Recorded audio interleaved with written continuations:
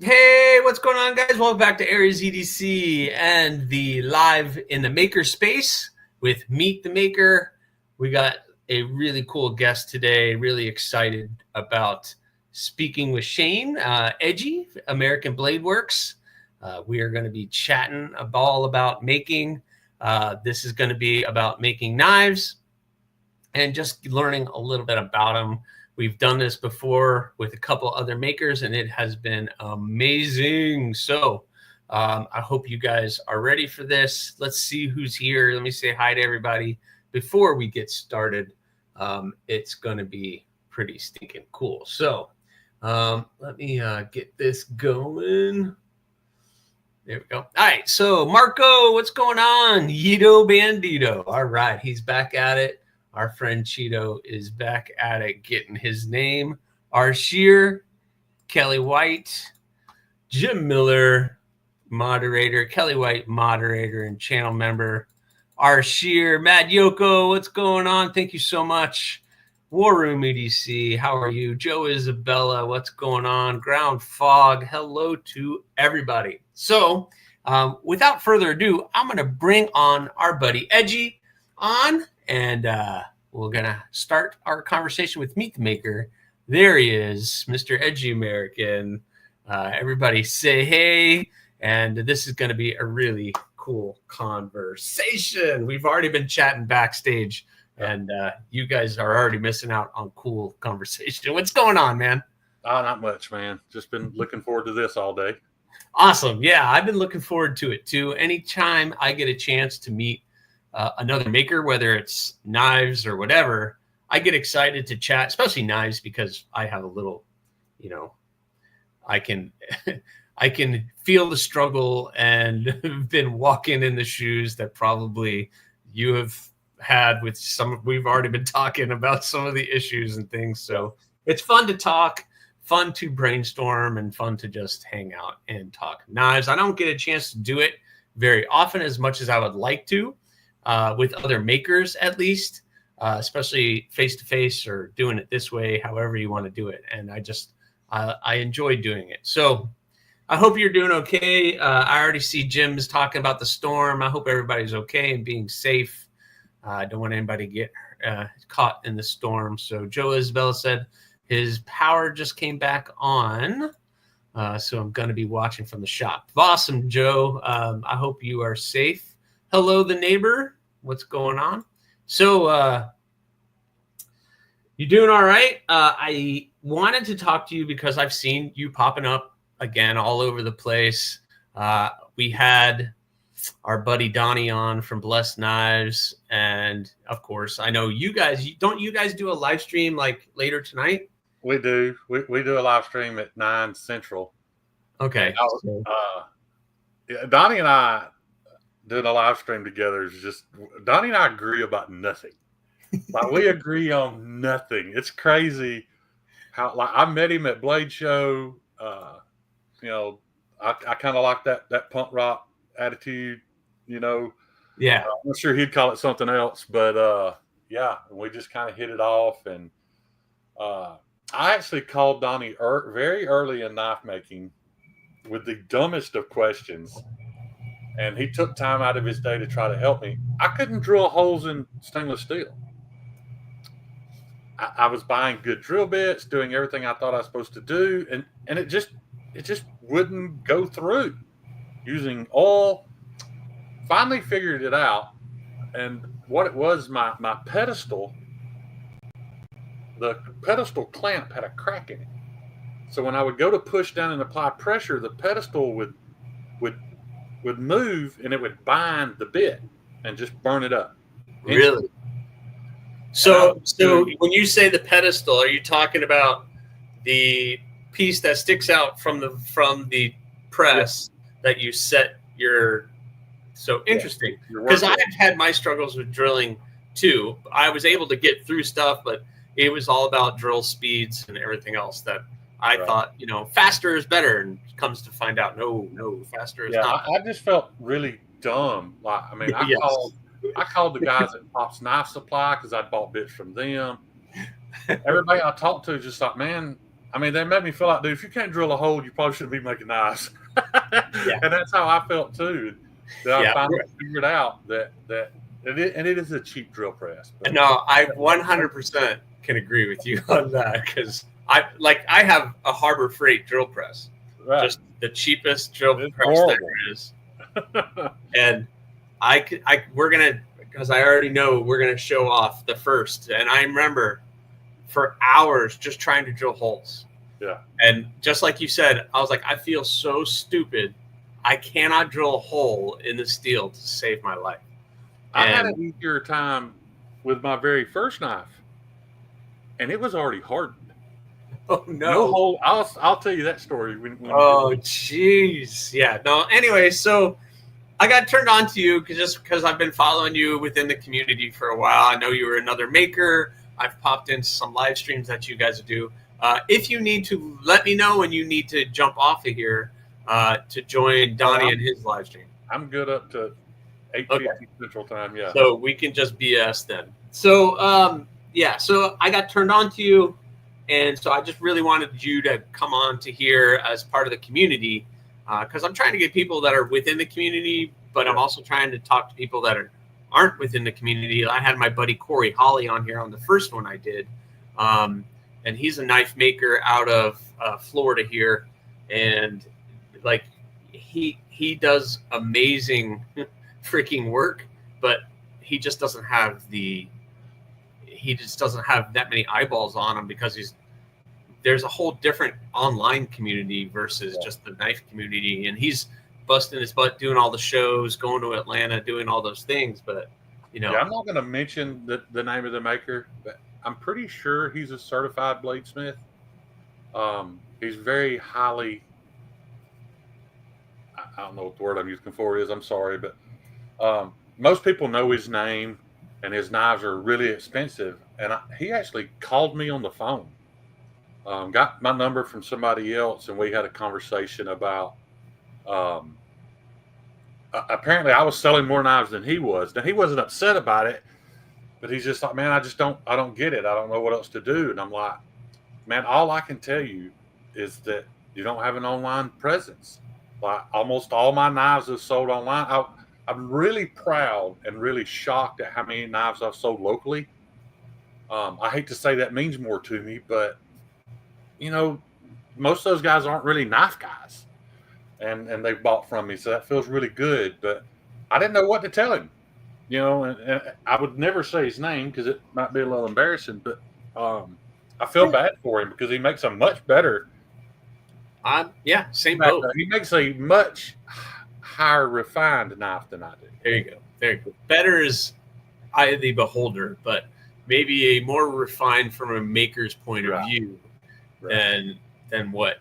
Like, I'm in the same boat, and it's and you can't just be like, yeah, you need to get involved in the online community because how do you do that? You don't start a YouTube channel and do stupid things like I do on my channel, and you're doing stuff on yours, and it's just like not everybody's cut out to put themselves out there. Just seeing a guy in the chat every now and then, you know, maybe you learn his name and then you find out most everybody knows he makes knives, but you know, that might stir some interest. I don't know. But on the other hand too, I have an advantage that he don't, is that I'm disabled, so I don't have to deal with a full-time job as well as. Yeah. You know. And you know, that's where I'm at. I have a full-time, well, it's 4 days a week right now, but you know, I at least start Instagram. At least do an Instagram account, throw some pictures up now and then. Well, if he has one, I don't know about it.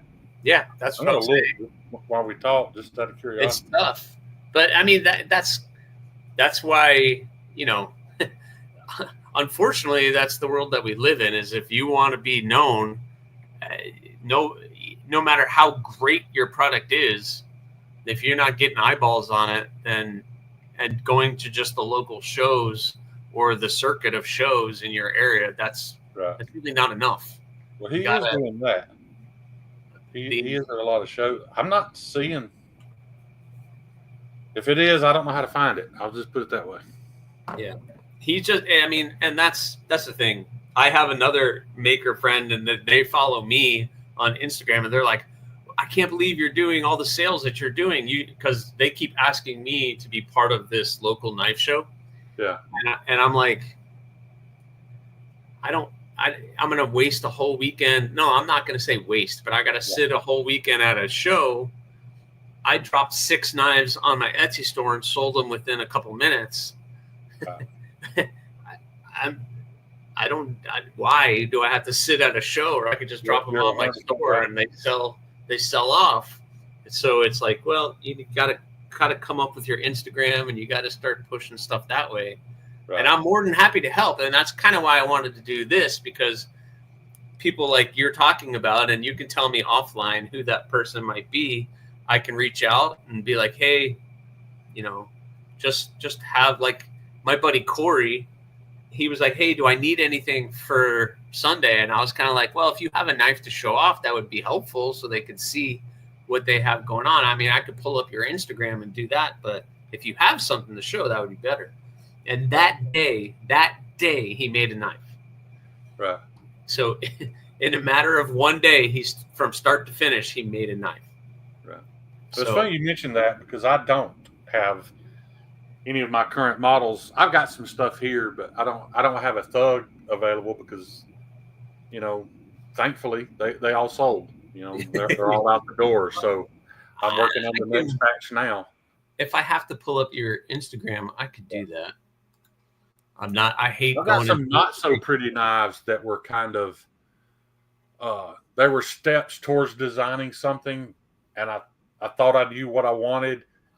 And then after, it was hardened, it was ground, everything, I was like, no, this is not it. So I set it to the side. And fortunately, guys in the community wanted them and bought them, but you guys, Joe, that's just not right. That's just not right. Well, I've probably disclosed way too much information on my live stream. I am very self-degradated. I can't even say the word. Well, these guys know almost everything about me. When I announced that you were going to be on, one of the first comments was like, "Just make him keep his shirt on, and we'll be all right." So, there you go. I made sure I wore a shirt. Yeah. He's classed up the joint today. Yeah. You can. That started purely. We got so comfortable with my live, and my live streams are rarely ever about knives. And we just got so comfortable, and I live with 2 women who are always cold. So when they go to bed at night, they think they need to turn the thermostat up. Well, the heater vent is right there. I can see it. So it's blowing directly on me, and I'd be sitting here just getting hot. And then instead of turning the thermostat down and ticking them off, I would just take my shirt off. And then I was on one night and I wasn't hot, so I didn't take my shirt off, and they put up a $5 super chat and said, "Take it off, baby." So I took it, and it just became a thing. Hey, you got to do what you got to do. I mean, you got to show some skin to get some views. Go for it. I mean, it works for some other people, that's for sure. Yeah, I would agree with that. All right. So what on earth got you started into thinking making knives might be a fun thing to do? I'll be honest. My first influence towards it was Simple Little Life. Yep. I love that guy's videos. I love his tone of voice. Yeah, he speaks so well, and I love, like, when people would send in pictures of their first knife, and how positive he was about everything. And then I started watching. Oh my gosh, I forgot his name. He's one of the biggest channels on YouTube for making knives. Walter Sorrells. Yeah. I started watching, and I felt like Walter was a little more informative as far as the how-to. Mm-hmm. Yep. And so yeah, I had my wife's grandfather passed away, and we were cleaning out his basement, and he had a bunch of files from that we know were back during the Korean War. So I knew they weren't case hardened. I knew they would be hardened steel, probably $10.95. Who knows what they are? Yeah. But so I thought, man, I'm going to make a knife out of one of these. And I went and bought a $40 Harbor Freight 1x30. I learned very quickly not to buy their abrasives. Oh, yeah. So that was my first step. I stepped up to, a decent ceramic abrasive. And I did it right here in my bedroom. Wow. My bedroom. This is a third bedroom. And see, I was had to be really careful of cleaning up my mat, because that will get out of hand quickly. Oh, yeah, In the house, in a bedroom, and I got it made, got it ground, and realized that there were no holes in it. And that's when I found out, oh, you can't drill through this. Now, I didn't anneal the steel. I did temper it to make it easier to grind. So it had been tempered. But talking to Steve Kalari, he said I probably still left it about 64, 65. So it's still a lot. But and when he told me that, I actually went outside on the front porch and dropped it, tipped down on the concrete, and it literally chipped the concrete. It didn't hurt it. But when you see it, you'll know why. It's a brute. So that was my first lesson, was that you can't drill hardened steel. So I took it to a buddy of mine's shop, mechanic shop, and we just took a torch and heated 2 spots cherry red. No measurements, just heated 2 spots cherry red and let it sit all day. That'll work. And it was still tough. It was really tough. Yeah. No, that's not going to make it easier, but right. But we got through it. We got the holes in it, and I got it made. And then I was like, this looks nothing like what Simple Little Life makes. But this literally looks like somebody in the apocalypse really needed a knife, and this is what they ended up with. Yeah, that's awesome. It's from a 3/16 inch file from the 40s or 50s, and then I decided for my handles, I ordered some desert ironwood off of Amazon. Fancy. Well, imagine working with desert ironwood in your spare bedroom. Yeah, I had no idea what I was. That's good stuff right there. I was nearly bedridden for a week, burning the house down. it burned my lungs up. Yeah. The desert ironwood is so toxic. No mask, no nothing, just sitting there grinding. Well, and then all of a sudden nothing has changed. Right. Yeah. Then all of a sudden my lungs were on fire. And, yeah. Yep. I've worked with that stuff, and it's good.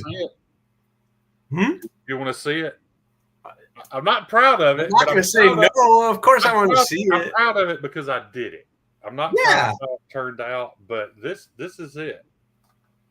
I put this handy little thumb groove in there. Come on now, hold on. Let me make you big. Hold on. It is full flat ground, and as you can see, the full screen. Yeah. Hold on. Let me figure out full screen. All right. There. We'll move you there. Now go full screen. There you are. So it is full flat ground 1095, and as you can see, just sitting here for the past 3 or 4 years, it's never been outside, but it's patining anyway. And the desert ironwood has held up nicely. I didn't know where to buy pins. Guys, these are metal brake lines from O'Reilly Auto Parts. Really? I bought a little 6-inch stick of brake line and cut it in this room with an electric die grinder. It's a mess, man. But to make those pins, and I mean, it's a knife. Yeah. Hey, I mean, it's got an edge on it. It will.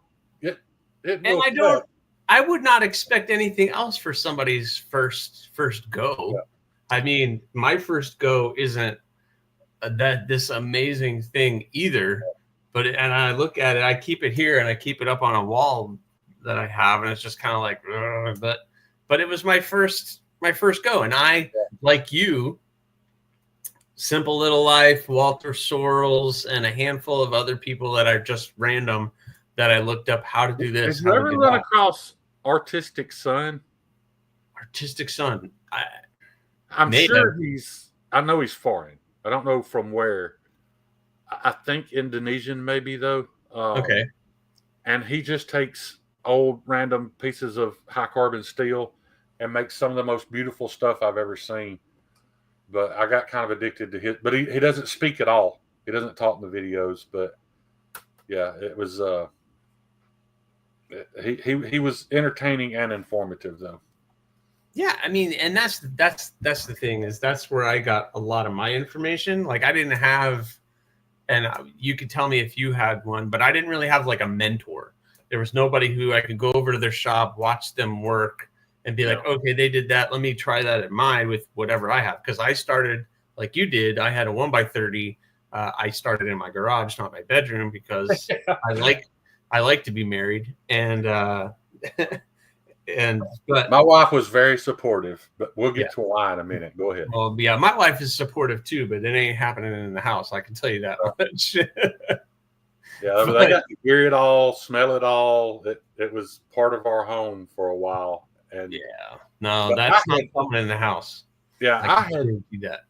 You know, my journey into the knife community, into the knife addiction, and all that, like a surprisingly high percentage of people, even in the chat right now, came through, really tough times in my life. I'd had heart surgery, and first I had a kidney removed from cancer, then had heart surgery, and man, I just didn't feel, that thing's wicked looking. BEDC, thank you, buddy, for membership for 1 month. What a beautiful people. There you go. My talon salute to you, my friend. Thank you. Yeah, that's a nasty looking blade, dude. So, while being pretty at the same time, but it's scary. Yeah. So you want to talk Simple Little Life? This was inspired by a build along that he was doing. I remember you saying that. I saw that on one of your videos. So he did it's not a challenge. He did a build along where he did that blade shape with a different handle. And he was like, you guys, you could take this, we're all going to make it. And then if you make it, then you share pictures with me and we'll share it, blah, blah, blah. Okay. Well, I didn't end up doing the challenge. Right. But I saw the end products and I kept kicking myself because there was something about that shape that I was like, that thing is cool. I want to try that. I'm glad I did. It was a real giant pain. That is not an easy shape to grind. No, it's not. But I was able to actually finish it. And this is the only one I've ever done. And I don't know. It is completely wicked, completely scary. I'll be honest with you, the only way I can accomplish any curvature like that is I have to do everything off the side of my bevel or off the side of my plait. Yeah. Well, I did that on a 1x30, which did you really? The skinnier belt actually helps. Yeah, it actually helped. Yeah. Mad Yoko gifted 1 membership. Awesome. Thank you, buddy. Marco got to be a member. Thank you, Mad Yoko. Thank you so much. Yeah. I spent a lot of time. I'm sorry. I spent a lot of time after those surgeries in bed, and it just kind of given up on life and wasn't interested in doing anything anymore. And I think I discovered the knife community through Love Them Knives. Pretty sure it was Lee. And that's where it started, And after I discovered Lee, how the algorithm works, it'll throw another channel up there. And so I started following it and got into it. And it just gave me something to look forward to. And in the beginning, I was like everybody else, man. I was buying a budget knife a week, for that endorphin rush of having a package on the porch. And then after a while, I realized that I'd been lying to myself saying that I couldn't afford a Spyderco, but all I had to do is not buy 4 budget knives, so went down that road. And then finally, it was actually, I don't know if you know of Jason Brown, but he was very beloved in the community. And Jason kind of lit a fire under me to make some knives. And the first knife I was supposed to make was Jason's.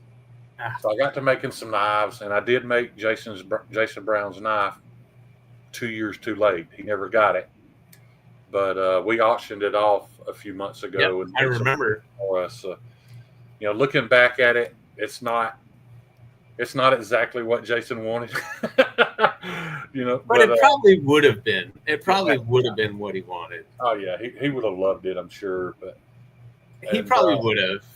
so then I decided to make a batch of knives to sell. Let's talk about that for a minute. They turned out horrible. And I was under such pressure because my buddies were willing to pay me for them. And I shipped them out. And I never should have. In all honesty, they never should have been delivered. And everybody was, they were all super cool about it and talk about how much they loved them. And, they're glad they got a piece of the beginning. And yeah, I will forever be indebted to those 5 people because the fact that they didn't burn me down on Instagram. Cheeto, I used to tell everybody that Cheeto has the ugliest one. He does? There's actually 2 of that knife. And one of them, Kyle refused to ship. He's like, Shane, you can't sell this knife. So Kyle still has it. It's the same shape as Cheeto's, but it's even worse. So yeah. I'm very proud of the progression from those knives, and then when I did my homesteads and my heathens, they didn't sell extremely well, but that progression and quality definitely went up. And then with the Thug, I finally had a little confidence, and I applied that to what I was doing, and I'm really, really happy with the product. It's not a production knife. It's not made by a robot. It's not perfect. But I've been really happy with how they turned out. Yeah, when you're getting a handmade product, yeah, there's going to be something. And now there are a lot of makers that are making knives that are just absolutely beautiful and, perfect in their own way. Right. But you're getting a handmade product. And even production knives, like you cannot compare production to a custom work. There's just no comparison. You can't do that. Yeah. So, but you have to. There is a progression because I can look at some of my first couple knives, and all of my first knives went all to family. Everybody in my family has one of my very first knives that I made. Besides about 3 or 4 that I still have here that I just would not sell. Until I was comfortable. There's a ton of knives floating around of mine that were very early that I might not be terribly proud of, but you know what? Another thing that really got lit a fire under me was not just to continue making knives, but to make better was I hate to bring up any drama, but when Ben Belkin dropped that fixed blade of his, that Jack Wolf fixed blade, made in China for $247. Man, that lit a fire under me. I was like, but the problem was I wanted to make an American-made, handmade knife for the same price, but then I made them, and people would have paid me for them, but the quality. I mean, if you sat my knife next to that Jack Wolf, anybody would pick the Jack Wolf. Because they are very well made. They're beautiful knives. I've had one here, and so I was kind of crushed. I was like, man, I just can't. Here's one right here. Actually, I was like, I can't chip that out. That's not. This isn't comparable to what Ben is doing, so I can't sell this. So I had to back up and punt. I ate all these. I ate. No, but there is a market for all of it out there. I mean, because at the same time, Ben, I can't show the knife. At the same time, Ben came out with that knife.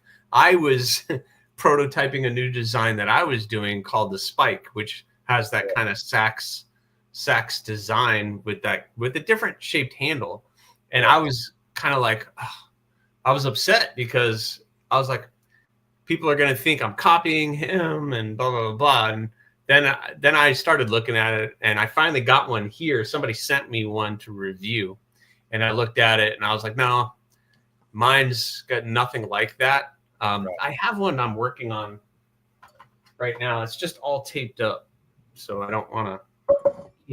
I don't know if I could take the tape off of it. Oh, I can't. War Room, are you good with this? I'm going to show it off. But yeah, that's the blade shape. Oh yeah, that happens to be Damascus. well, it's But amazing what you can do with a sax or a Warncliffe just by changing that yep, angle that you cut into the yep, end. It that means angle is everything. yeah, it Because does. just a millimeter up or down changes Yep, the complete look of that knife. it does. But just so you know, I just glued it up today, buddy. So I got to clean it up. But there you go. You're getting a sneak peek at it. What kind of Damascus is that? Alabama Damascus. I went to meet him at Oh his yeah, place. yeah, they're Man, good. it was so nostalgic. It's like I don't think they can work when it rains because the building you can see light through everywhere, through the walls, the roof. It's just an old thrown together metal building with all this old World War One era machinery. And Really, it's so awesome to watch. Yeah, I mean, he's got these, these old black men in there pounding steel and sticking it back in the oven, and they're just pouring sweat and working their. But they all seem so happy to be there. yeah. And then in another building, he's got his buddy. I don't remember his name. That's running the CNC water jet. So there's an actual machinist there too doing some stuff. Okay. Just watching those guys in the forge do it the way it was done. In our great grandparents' day. It was incredible to see. But yeah, and he also I wanted to tell you. I was asking him. Of course, he was giving me the spiel about why Damascus is better. And I will say this: he reached down and picked up a blank. And if you ever go by there, if you ever get the chance to visit him, you'll see what I'm talking about. There's knives everywhere. Like there's not that have been sitting there for 30 years. Like there's zero structure to that place. There's zero organization. There's just shit everywhere. And so he just picked up one, looked at it, and dropped it on the concrete. He dropped it on the concrete to see if it was hardened because it's so disorganized you wouldn't know. You're like, well, where are all the anyway? So he dropped it. When he heard it ting, he's like, yep, that one's hardened. So he picked up, he laid a 16 penny nail on the table, hit it twice, went through that nail. It didn't even scratch the pattern. Nice. It affected that. And it was a little tiny knife like this. It was, I mean, if it'd been a big chopper, I'd get it. But it was a little tiny knife. They went through that nail and there was no edge deformation, no nothing. It didn't affect it at all. And that's when I was convinced, okay, so there's something to it. Yeah. If guys want, super high end edge retention, maybe that's not what they need. But there's also something to be said for a steel that you can resharpen, with a small stone in your pocket or one that's attached to the sheath. I mean that's I know I've been working on these Damascus blades now, and I buy I go to a show every January, the Gator Cutlery Show, and the Alabama Damascus sells steel and they sell blanks and they sell a bunch of stuff at that show. And usually when I go, I always pick up a bar of steel or bar of Damascus, and that's what I will use for the year. So I have like 5 Damascus blades I'm working on right now. And if you dial in your heat treat, you're getting a good product. Yeah. And I know I had a comment on a video, and they were just kind of like, so you pay extra for a knife that you just put in a case and you don't use, and blah, blah, blah. And he was just basically, you're paying for something that just looks pretty. That's basically what you're paying for. It's a very usable steel. Yeah, and you're not getting a good heat treat. You're not getting a good edge retention, and you're not getting blah, blah, blah, blah. And I was kind of like, yeah, but people also pay extra for a steel that supposedly is better than everything else that they would never push the limits on having, just to say they have it in their hand. And I'm 100% guilty of that. I want all the high-end steels, and I've said this dozens of times. All my guys, I have never in my life collectively, I've not cut 1,000 foot of cardboard. No. So why do I need a knife that will? It's just something I'm passionate about, and I love it. It's the cool thing Hold on, Right. let me grab something. It's the cool thing to say. I don't even remember what this is. It's a cool thing to be like, look what I got. It's S90V, Right. right? And that's basically what it is. Am I going to use the complete abilities of an S90V blade? I'm not. Probably never. Like you, I'm not going out cutting thousands of cuts of cardboard every day. Right. I have a huge recycling bin. I don't even break down boxes half the time. I just shove them in there and just keep shoving them down. We don't have recycling here, so it's not an issue for me. We burn our cardboard in Alabama, y'all. Cardboard's an excellent fire starter, so that's what we use it for. But yeah, I do love the super steels, and I love that my customers love them, so I get a chance to use them. If everybody wanted ABL or Nitro V, would I be just as happy? Absolutely. I'd be just as happy making those knives, and I do. I still make a lot of knives in Nitro V. Yeah, I love Nitro V. You use ABL, right? I use both. I just started using Nitro V as well. I mean, basically, it's the exact same thing. Yeah, you're just a little bit different. But yeah, I just started using AEB. I use AEB. That's my go-to stainless. It's very easy to work with.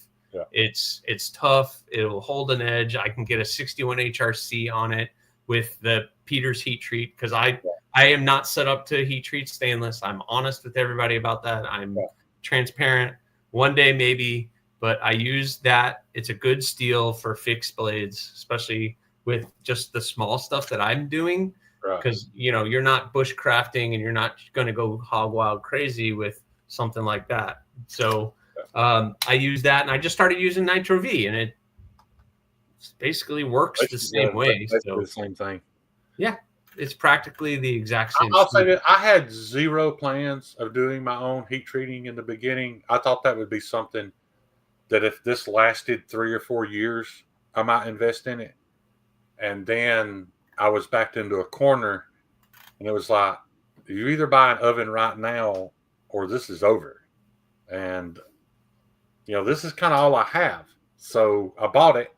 And I will say this, man, the pride that you've already experienced, it's even bigger when you're doing your own heat treats. However, people don't prepare you for how time consuming it is. Oh, yeah. If I'm going to do a heat treat day, and I'm heat treating all day 6 blades, it's 11, 12 hours. Yep. That I can't do. Some people can grind in between, but for me to make sure I don't screw it up, like I do everything exactly the way the protocol calls for. So to make sure I'm right there doing exactly what I have to do at the exact right moment, I can't walk off and start grinding and come back to it. So yeah, it's a 12-hour day just sitting there staring at an oven, waiting on the numbers to climb. And when they hit 1950, then I start my timer, and in exactly 17 minutes, I'm opening that door. Yeah, it's just and then what people don't understand is what you have to deal with after the fact too. When you're doing it yourself, okay, well, that warped. How am I going to fix the warp? How am I going to get that out of it? I remember buying my first carbide hammer. It was like $100 for a $5 hammer with a little chunk of carbide in the tip of it. and I have to get one because I experienced this lately. But did you experience with Nitro V or with ABL? My experience was with the Damascus. Okay. Because I don't heat treat the stainless because I'm just not. I don't have an oven. I can heat treat. So I work with carbon steels. Like my go-to carbon steel is 80 CRV2. So I do a lot of work blades in 80 CRV2. I have a forge, and I'm oil quenching out of the forge and then oven tempering, and I'm getting a pretty good temper and a pretty good HRC. I've never tested it to see what it's like, but like you said, that's an all-day thing. I've quenched it, and then you're tempering for 4 hours after the fact, and you got to actually because you got to let it cool down before you restart it. Yeah, I do 2. So I do 2 cycles, 2 hours, 350 for my tempering for that. So let it cool down, then go back in for another 2 hours. What I didn't know was that all these steps have to be done. You can't take any breaks between them. So, like, I thought, well, I'll do the heat treat and I'll temper them tomorrow. Oh no, you can't wait till tomorrow. What do you mean I can't wait? It's like, no, there's things happening inside that steel, and once they stop happening, it's like it's frozen in time. Whatever it turns into, that's what you've got. Yep. So you have to go straight from the oven to cryo. Cryo gives you a little bit of a window because you can leave it in cryo a little longer. It'll kind of suspend it in time. But after spinning cryo for an hour, from an hour to 2 hours, you can't take it out and let it turn room temperature. It has to go straight to the temper oven. So, yeah, man, I had some late nights. I was like, man, I was not prepared for this. Yeah, yeah, and it's an all-day process. Are you cryoing in the alcohol and dry ice, or are you doing the liquid nitrogen? Yes, I'm doing the alcohol and dry ice for now. Yeah. So I've seen like Brandon Park used to do a lot of videos and a lot of stuff on how he does his stuff, and he does it with the cryo with the liquid nitrogen. And I don't know. I don't have a heat treat oven, so I think once I start there, then I can start with other things, dialing things in a little bit better. But honestly, I don't have room. Up in the air about the cryo, yes, you can put it in your freezer and leave it. Now, if you put it in your freezer, you do need to leave it probably overnight. But the difference between using dry ice and using liquid nitrogen is no difference than what the range of your knives are going to be anyway. Because even if you heat treat them all the same, you're going to have one that's 61.9 and one that's 60.8. A whole point's difference. So, and that's regardless of which one you use. I don't think it's important enough to matter. Of course. As long as you're doing it. That's a conversation with on the production side too, because they're not just doing 5 or 6; they're doing hundreds of. And it all happens instantly. Like they pull a vacuum on that oven, suck all the air out, and it all happens instantly. But so when a bad one gets into the wrong person's hand, then all of a sudden this steel and this knife is junk, even though it just could have been just a one-off problem. Oh, yeah. It could have been in that far left corner that for some reason doesn't get enough circulation, and it don't heat treat as well as the one right in the middle does. Because in that oven, there's going to be different, because they're dealing with things that are huge. You're talking about you're going to have some of those heat treat ovens are the size of your house. Yeah, I mean, they're having fluctuations. Like a building. Yeah. Yeah.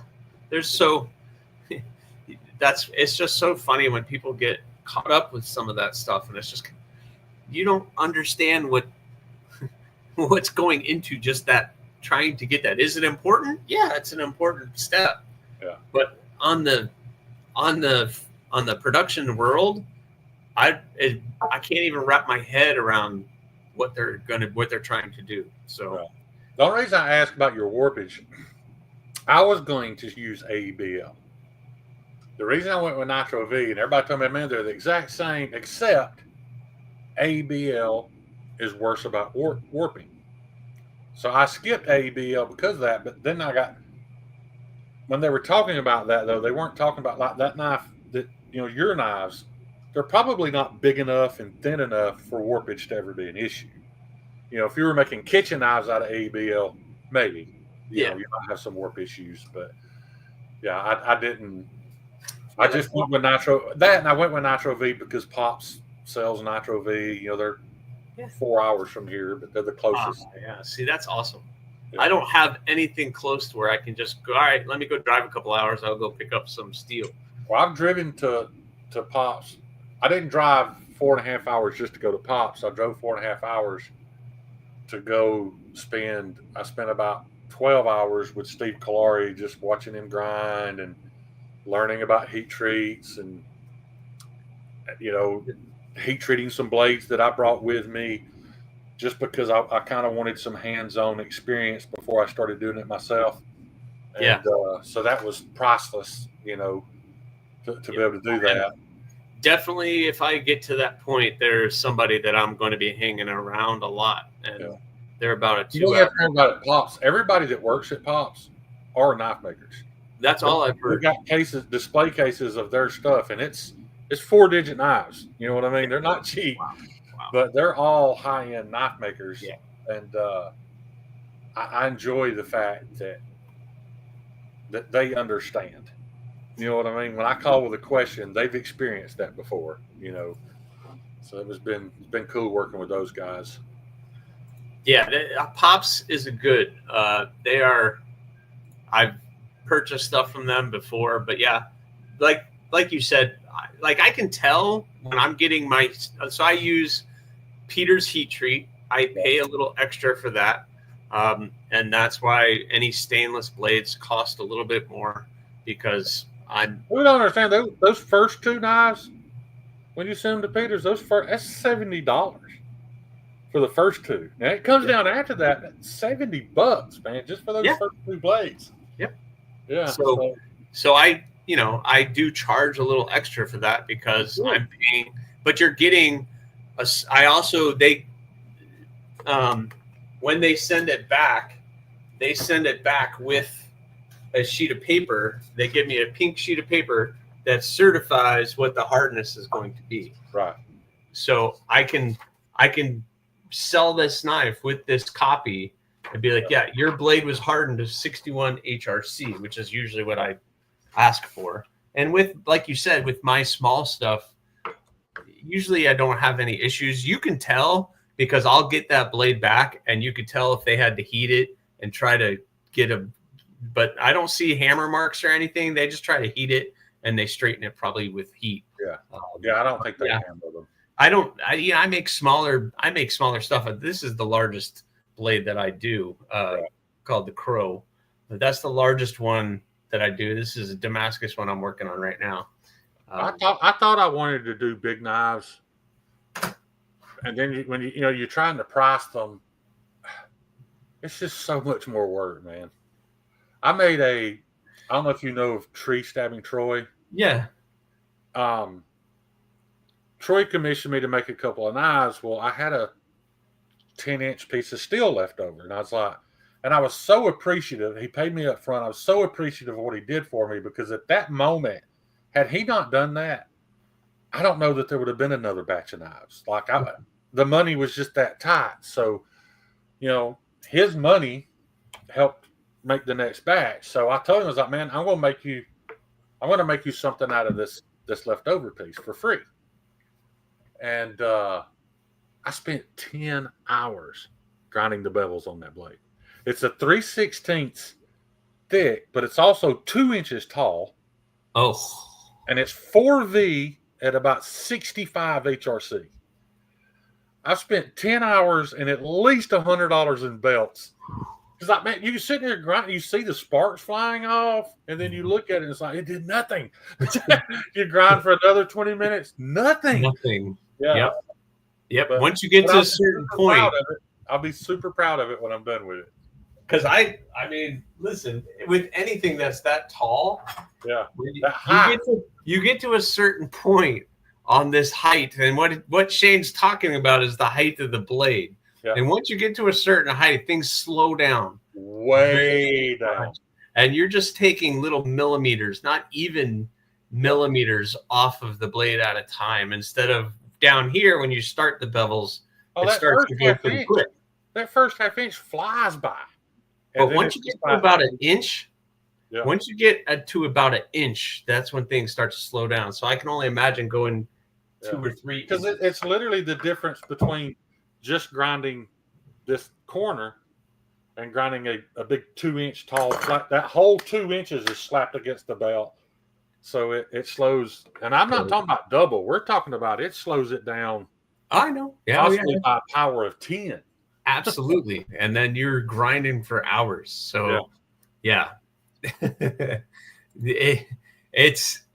is a thing because I have dealt with it myself where I'm like, what is happening right now? I'm not and I can flat grind this full flat in literally 15 minutes. 15 minutes I'm done.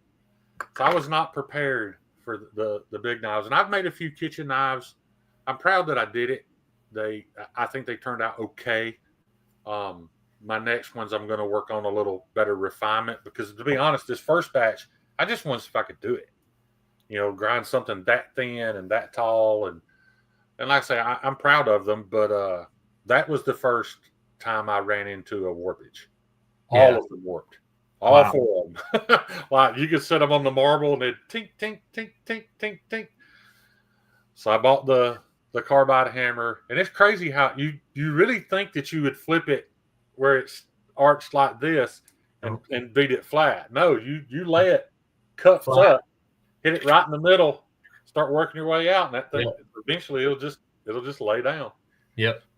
I know that part, but I don't have it. So I didn't. So when I heat treated the crow, which is that big one I just showed, and the spike, the spike warped a little bit and the crow warped, but then after temper, the crow straightened back out. Yeah. And the spike straightened out a little bit, but I still had to but it was in the handle. So I just heated it up a little bit and just was able to straighten it out fairly easy, but it was just a small warp.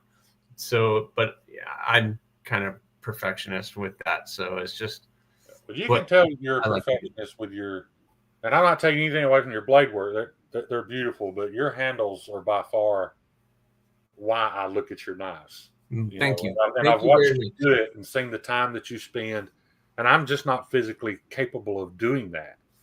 But I'm always mind blown at how, like every time Mattisfaction holds his up, those handles are just beautiful, man. I mean, they look like glass.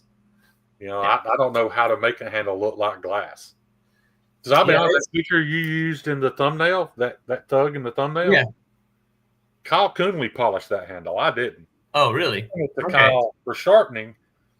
And Kyle's a little bit OCD. He's been a really good friend to me. He touches up everything I make, but he will get it and he'll comment like, "Hey, Bub, I think I can make this look a little better." And I'm like, "Do your thing, man."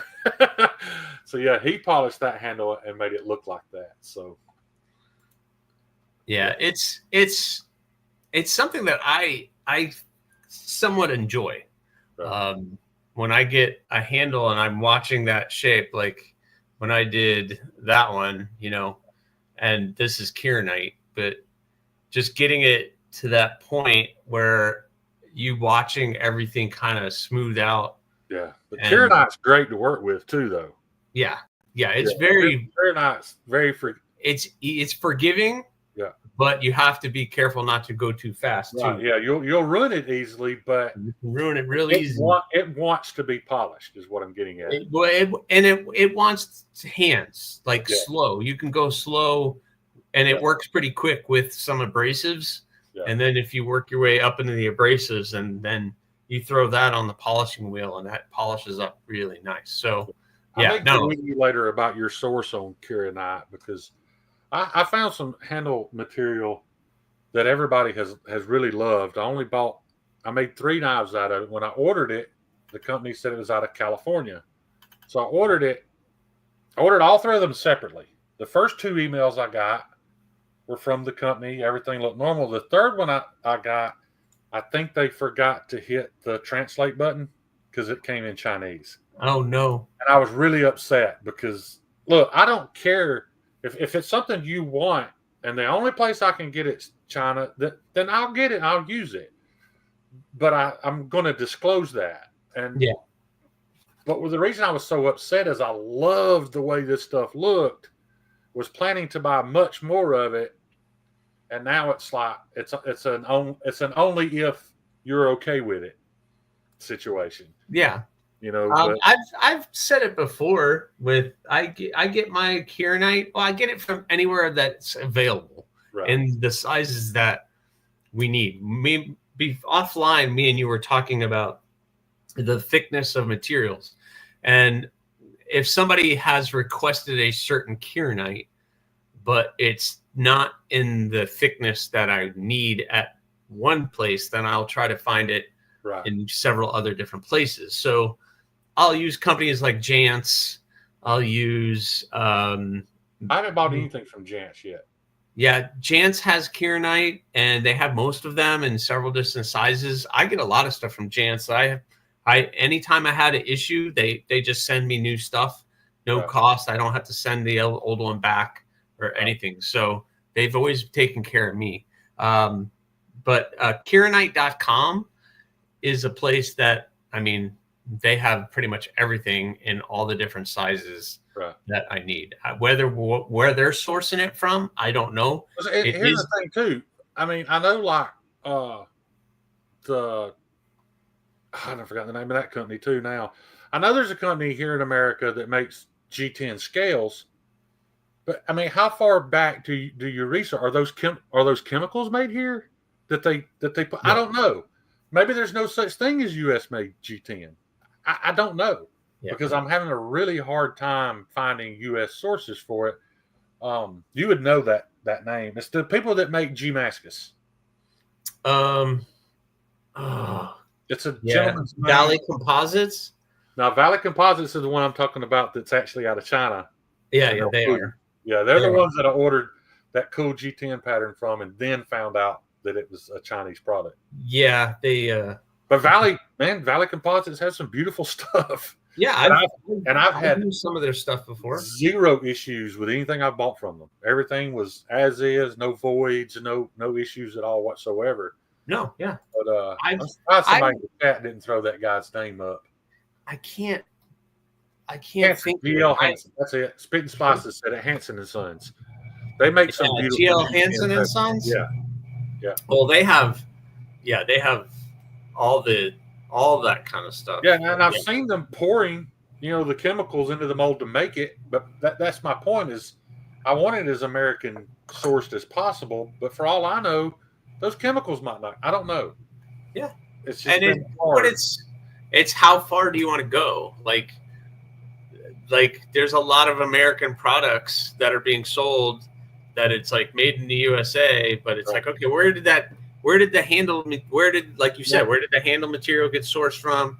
Where are the hardware being sourced from? Where's the pocket clip being sourced from? So this K390 knife is full of vanadium. There is no vanadium in the United States. It doesn't exist here. No. So we have to buy the vanadium from China to even make these high-end super steels. Yeah. And if that's the case, then I'll buy it. I'll put any handles anybody wants on one, as long as it's understood. Good point, Scott. What's Scott say? And then even if you want to go even more crazy, try to find U.S. made abrasives, machinery, tooling, consumables. Right. Yeah. I mean, because I don't have a lot of U.S. names. I have some American blades. This is just sitting here, so it's my pair of 3, and it says, Golden, Colorado. So, but where did this hardware come from? Where did the liner? Was it assembled there, or was it completely made there? I'm not. It could be. It could 100% be. I don't know. But it's a question that you can ask. But Cheeto, your knife is coming with scales from Outcast Blanks, and I know he makes all of his himself. I wish I had never discovered that guy, because every time I'm scrolling Instagram and he sells them in like 1 inch by 1 inch by 6 inch blocks. Every time I see one, man, I'm like, I've got a few dollars. I can buy that. I've bought way too much of it. What is the company again? Outcast Blanks. He's on Instagram. He's also Chromatic EDC. He has 2 or 3 company names depending on what you're wanting to buy. Okay. But Mike Navarro is his name.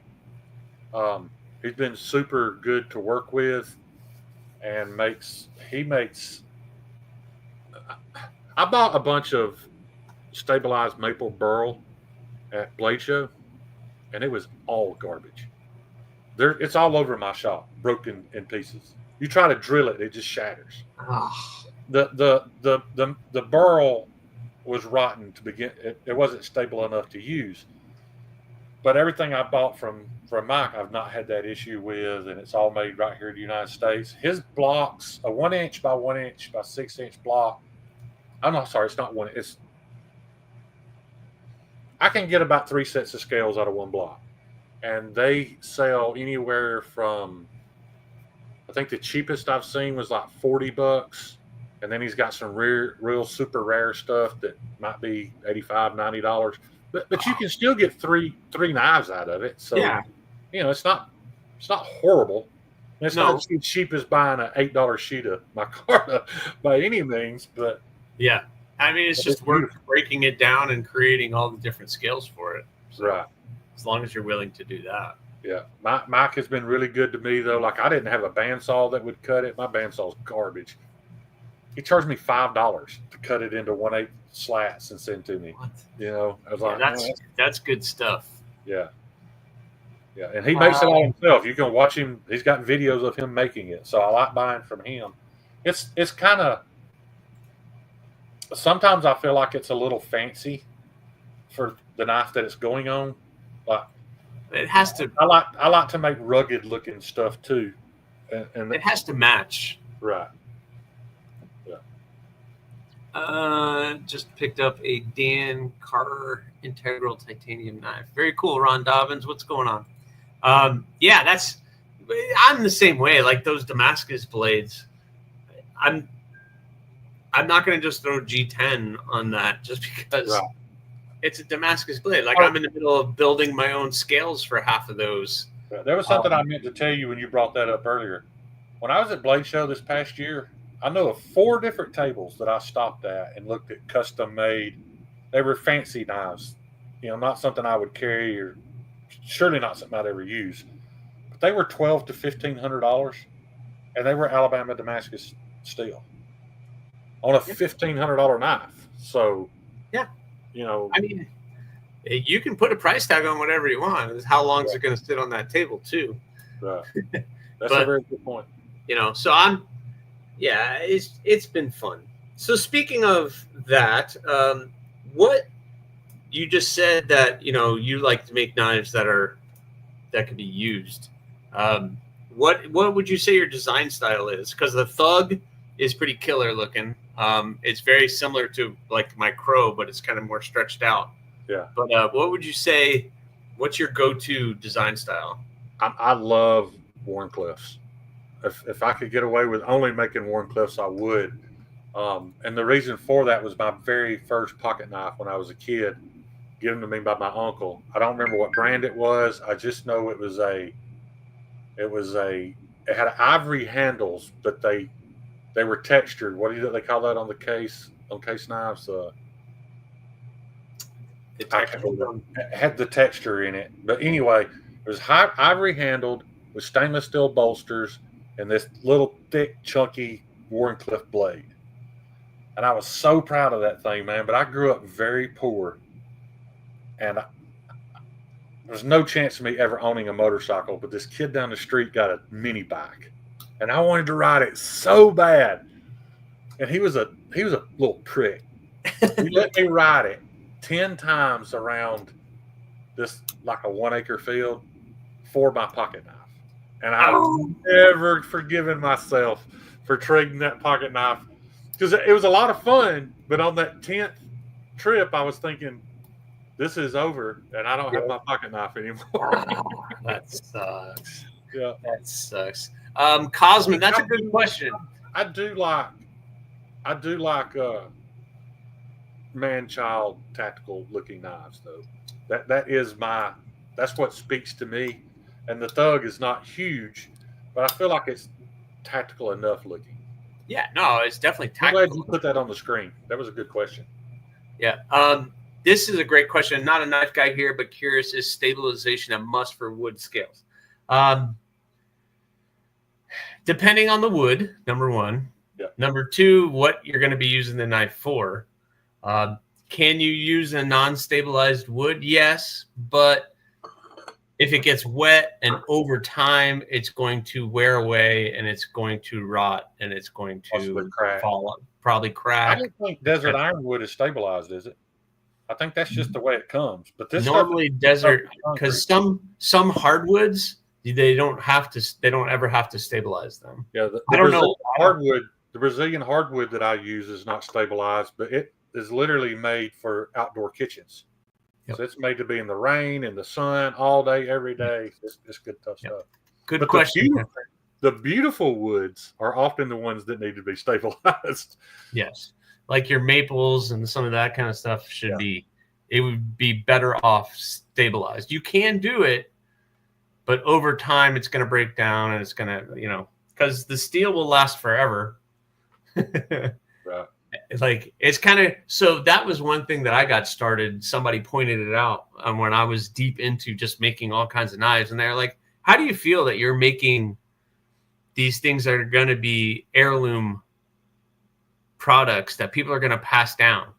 And that like hit me, because I was like, I never thought of it that way. But yeah, these things that we're making will outlive us, we hope. Right. If someday one of those guys' great grandkids are going to be looking at that thing and saying, "Who's this Aries guy? Where did this come from? And why did my pawpaw have it?" And and I was with my grandson at Bass Pro a few weeks ago, and we walked by the knife display. And he was looking at them, and I was asking, like, "What do you think of that?" It was mostly Benchmade, like the Bushcrafter, some of that stuff. Yeah, I was asking what he thought about it, and we were just having a conversation. And he's 10, and he was like, "Papa, I feel like I'm almost ready for my first real knife." He's like, "But I want you to make it. I want it to come from you." And I was like, "Man, that kid just melts my heart." You know what I mean? So, yeah, that's tough. Jigged? Was that the word you were looking for? Jigged? Yeah, it looked like, I'm sure it was fake ivory, but it was jigged. That was exactly it. What design did you think you'd like to make but just don't after trying it? I can tell you right now, for me, it was that. that was not enjoyable for me. It was very stressful, but I finished it. I think I've enjoyed making everything I've made so far. I've not made Aiden's Tanto. He will get the first Tanto I ever make, but it's not that I'm not enjoying it. It's just been kind of a slow learning process for me. To get those lines the exact same on both sides. I forget what that line's called. Yeah, I don't know.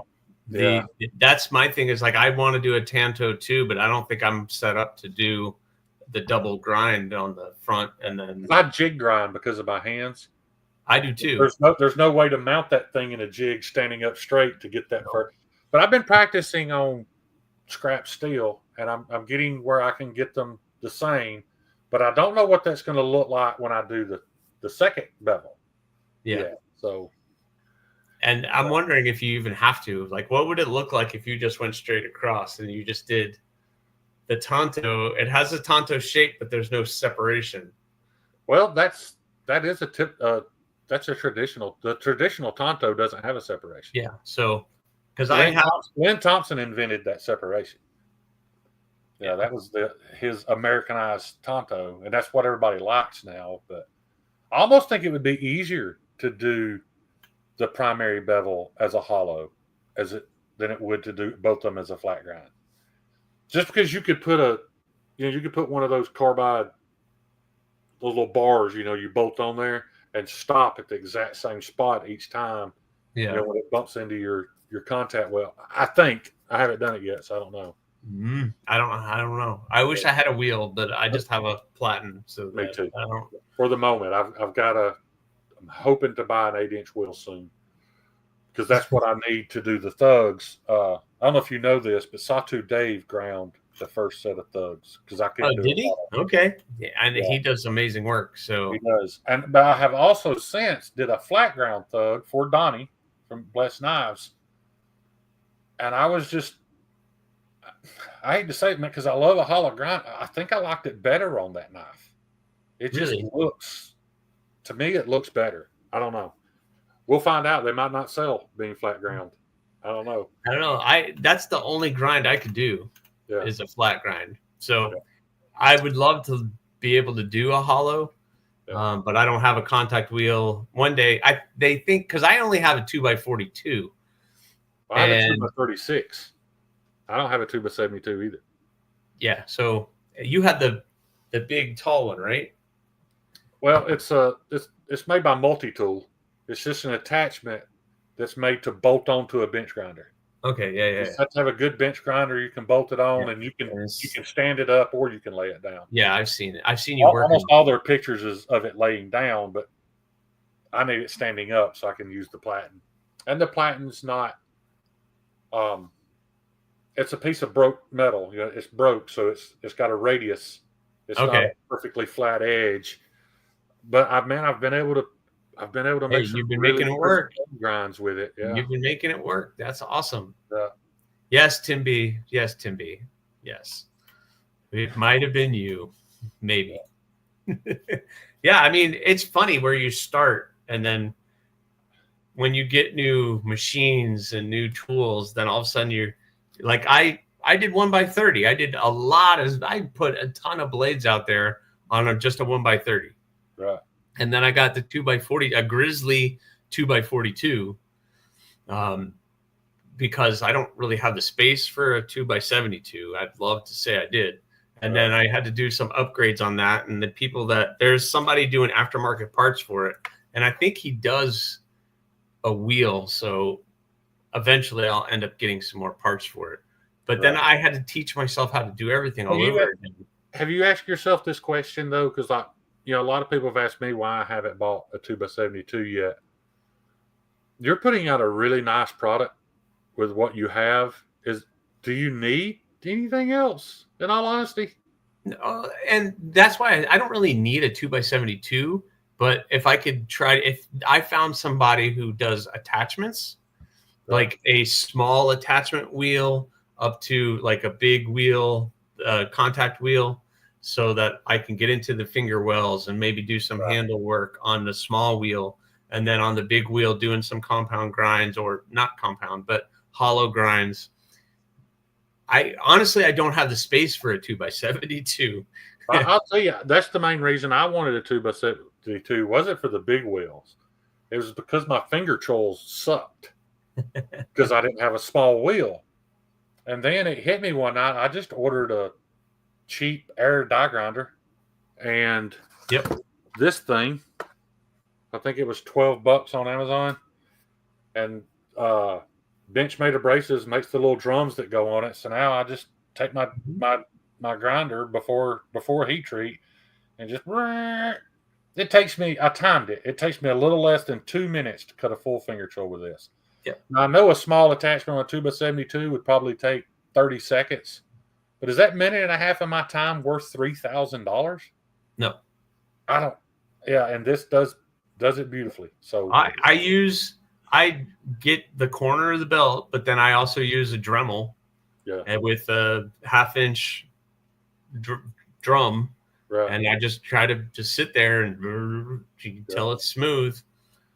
I have tons of different drum sanding belts and everything else out there, but it's all on a Dremel and my 2x42, and I use basic stuff. It's not like I have giant things, but I've put this out before on my channel. I'm going to put it out on yours. I know what held me back from making a knife to begin with, and just like you said, you started with a $45 1x30. Anybody that really wants to make a knife, and you want it made in stainless, and you can't afford that initial, because just like I said, those first two knives at Peter's are $70. The first knife I receive in the mail, you can message me and let me know it's coming. The first one I receive in the mail, I will heat treat for you for free. So somebody out there wants to make a knife, regardless of the steel, I'll heat treat it for you. And if you have any questions about anything after that, I'll be happy to walk you through it. I would love to see people. Don't get me wrong. The more people making and selling, it might be a little harder to sell a knife, but I'd love to see people, fulfill that passion of making their own. So, and that's awesome. By the way, that would be amazing. So if anybody If you can shape it, grind it, send it to Edgy, he'll heat treat it for you. And technically, you could do it all with a file jig. Yeah. You don't have to have power tools. And there's guys who are doing it. When I talked to Donnie, he said he's friends with a guy who to this day is still using files to do all of his bevels. And if you had the patience, then that would be awesome. I mean, it's just and that's one of the things, one of the messages that I always try to do on my channel is, and I'm going to ask you this question. It's like, it's totally worth it to just try. Right. To just try. Yeah. YouTube, there's a wealth of knowledge on YouTube. There's Edgy, there's me, there's Donnie. I have never run into one maker of knives, I'll say knives, that has never been never given the time to help answer a question. Whether it was stupid or not stupid, they don't care. They will answer your question and give you tips and tricks on how to make your life easier because why? Because they have struggled and they don't want you to struggle. And they want to pass that information forward. It's not a competition. Right. And that's since you brought that up, that's one thing that, like that maker that I was talking about previously, he missed the bandwagon on the internet thing. And what's great about people like me and you who've only started this in the past couple of years, all those guys made all those mistakes. They ruined all that steel so that we didn't have to. You know what I mean? Because now, before the internet, the information wasn't available. If you weren't standing there in a leather apron helping a guy, now it's all available. You don't have to make all those mistakes and spend all that money and ruin all that steel. You could 100% make a really nice knife on your very first try because of all the information that's out there now and because of all the accessibility to everything. Yeah, the accessibility of information is ridiculous. You really, honestly, there's no excuse. If you want to do it, but you have to do it. Right. Nobody will judge you.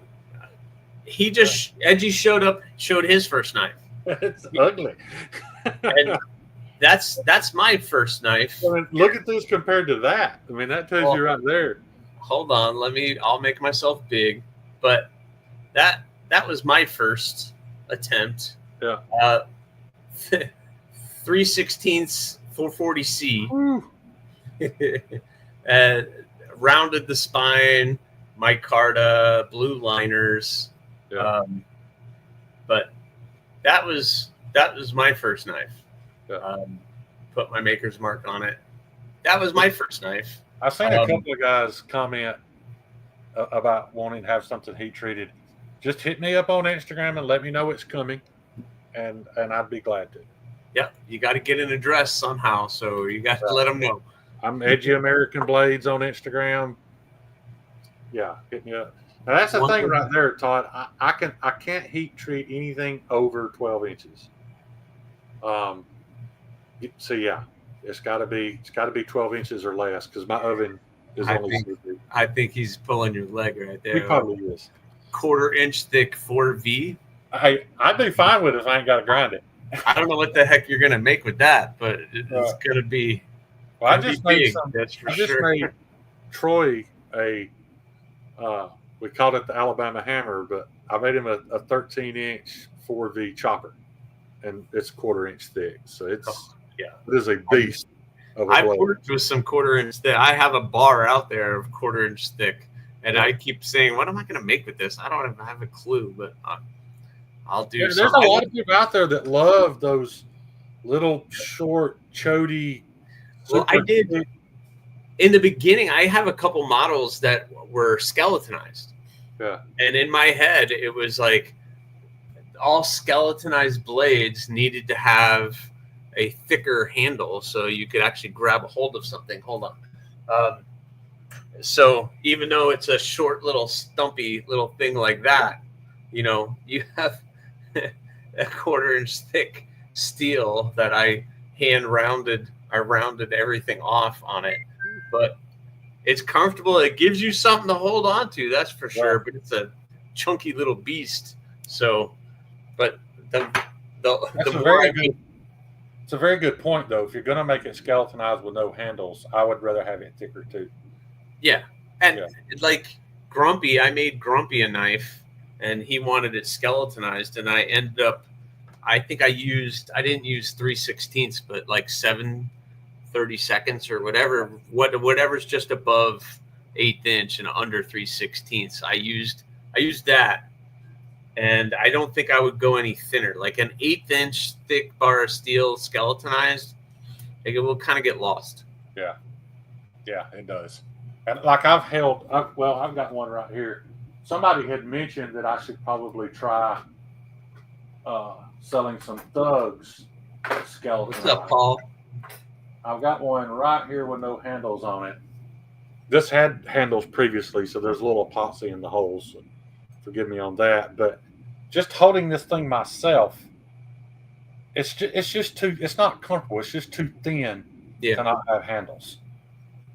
So I don't think I would. I don't think I would want to sell these with no handles because I don't think people would enjoy them. Yeah. Were it a quarter inch thick and rounded like you did, it'd probably be nice. I mean, it feels good in the hand, but the bevels and everything, you really have if I could do a hollow grind on that, that would probably be better, because then you can get a thin profile on the edge. So just doing a flat grind on that is you're going to need at least a 12-inch wheel. Yeah. At least a hollow. If not, it's only going to be tall. Exactly. Well, that is one thing nice about making these. This isn't even an inch, so just an 8-inch wheel. The hollow climbs all the way up the knife. Yep. And that's all I'm worried about getting right now is an 8-inch wheel, because that's the first knife that I think I'm going to try to always be making, or maybe even one day have a couple in inventory. But I've got a lot of other ideas. I love my Heathen, but the Heathen, it literally is when I set out to make it, it sounds crazy, but I always think back to the story of Dakota Meyer, and the action that he was involved in that got him the Medal of Honor, and he had to kill that last guy with a rock. So I always think to myself, if I were Dakota Meyer, what would I want attached to my plate carrier so I don't have to use a rock? That's where the Heathen came from. That was my design. That's what I had in mind. If I was going to give that guy a knife so he's never in that situation again. And there's another story of a different Army Ranger that had to kill a guy with his multi-tool, and talk about, he almost died because it was so ineffective, but it was all he had. Anyway, so those thoughts crossed my mind so it is kind of a combat tactical use knife. I really wish they had taken off better than they did, but at the same time, my quality was still a little wanting. So I'm going to make some more. So there you go. Well, you always never give up. Always make more. Right. Always make more. Very cool. So, where can people buy or get one of your knives? How do you work that? I typically do everything on Instagram or Facebook. Just hit me up on either one of those. I'll get you jotted down, and I'll get you one made as quick as I possibly can. Yeah, we talked about that a little bit before the show started. Most of all, my regulars know, that I have some physical limits, and I do deal with some little bit of mental health stuff to go along with that, a little bit of depression, and so it does hinder me some. I can't. I wish I could, but I'm not in the shop putting in hours every day.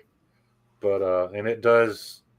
The result of that is sometimes people probably wait a little longer than I would like for them to, but I'm doing my best. So that's all I can do. If they are signing up and they know, if you're on that's the thing, is the honesty part of it, Right. Because I've had negative experience with the knife makers before, and just being ghosted and lack of communication. That's my thing. It's just, I probably over communicate. If Right. I'm not communicating with you personally, then at least you're seeing it on my channel, how your knife is progressing or where I am with making your knife or anything else.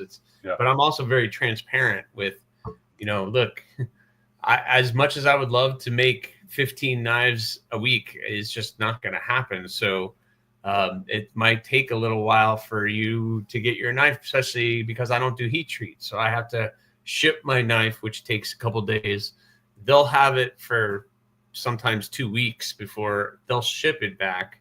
Right. So that takes, it might be 3 weeks before I get those knives back to work on them and finish them up. That's actually a pretty good time frame, though, because I don't think they guarantee 2 weeks. No, they guarantee They'll tell you 3 like, weeks. huh? They guarantee at least 3 weeks. Okay. So I know I called them one time and they told me it was going to be anywhere from 3 to 8. yeah, Or maybe they were just busy at the time, but I don't like, especially before a show. yeah, You're going to be waiting.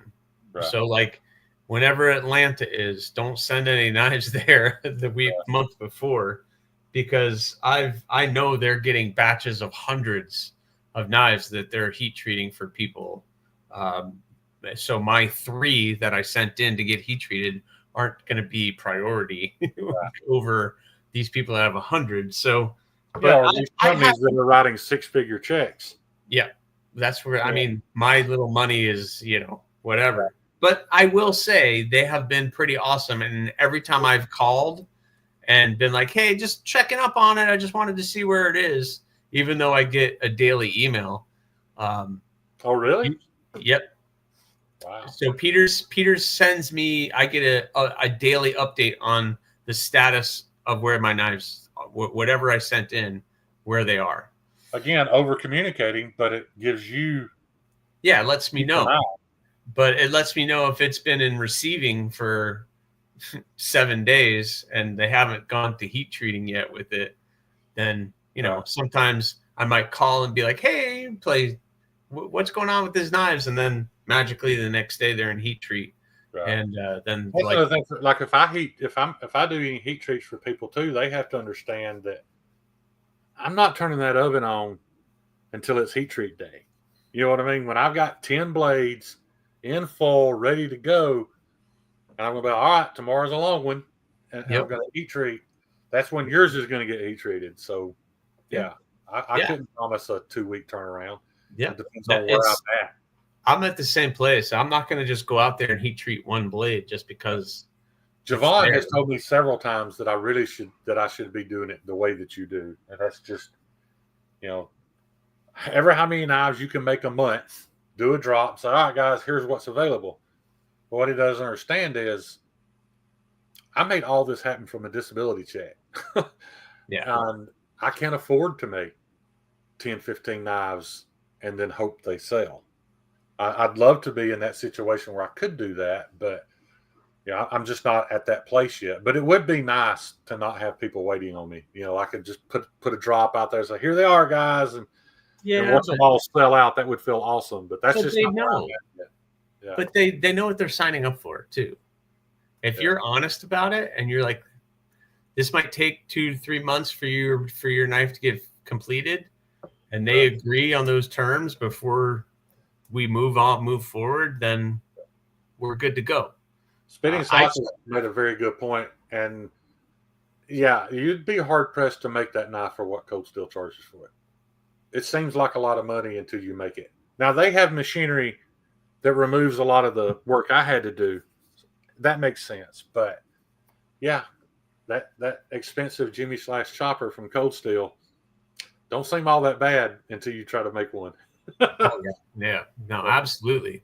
And Cold Steel does amazing stuff with their heat treats and everything else, as far as I know. So Cold Steel has always been really good at getting the best out of whatever what they're using.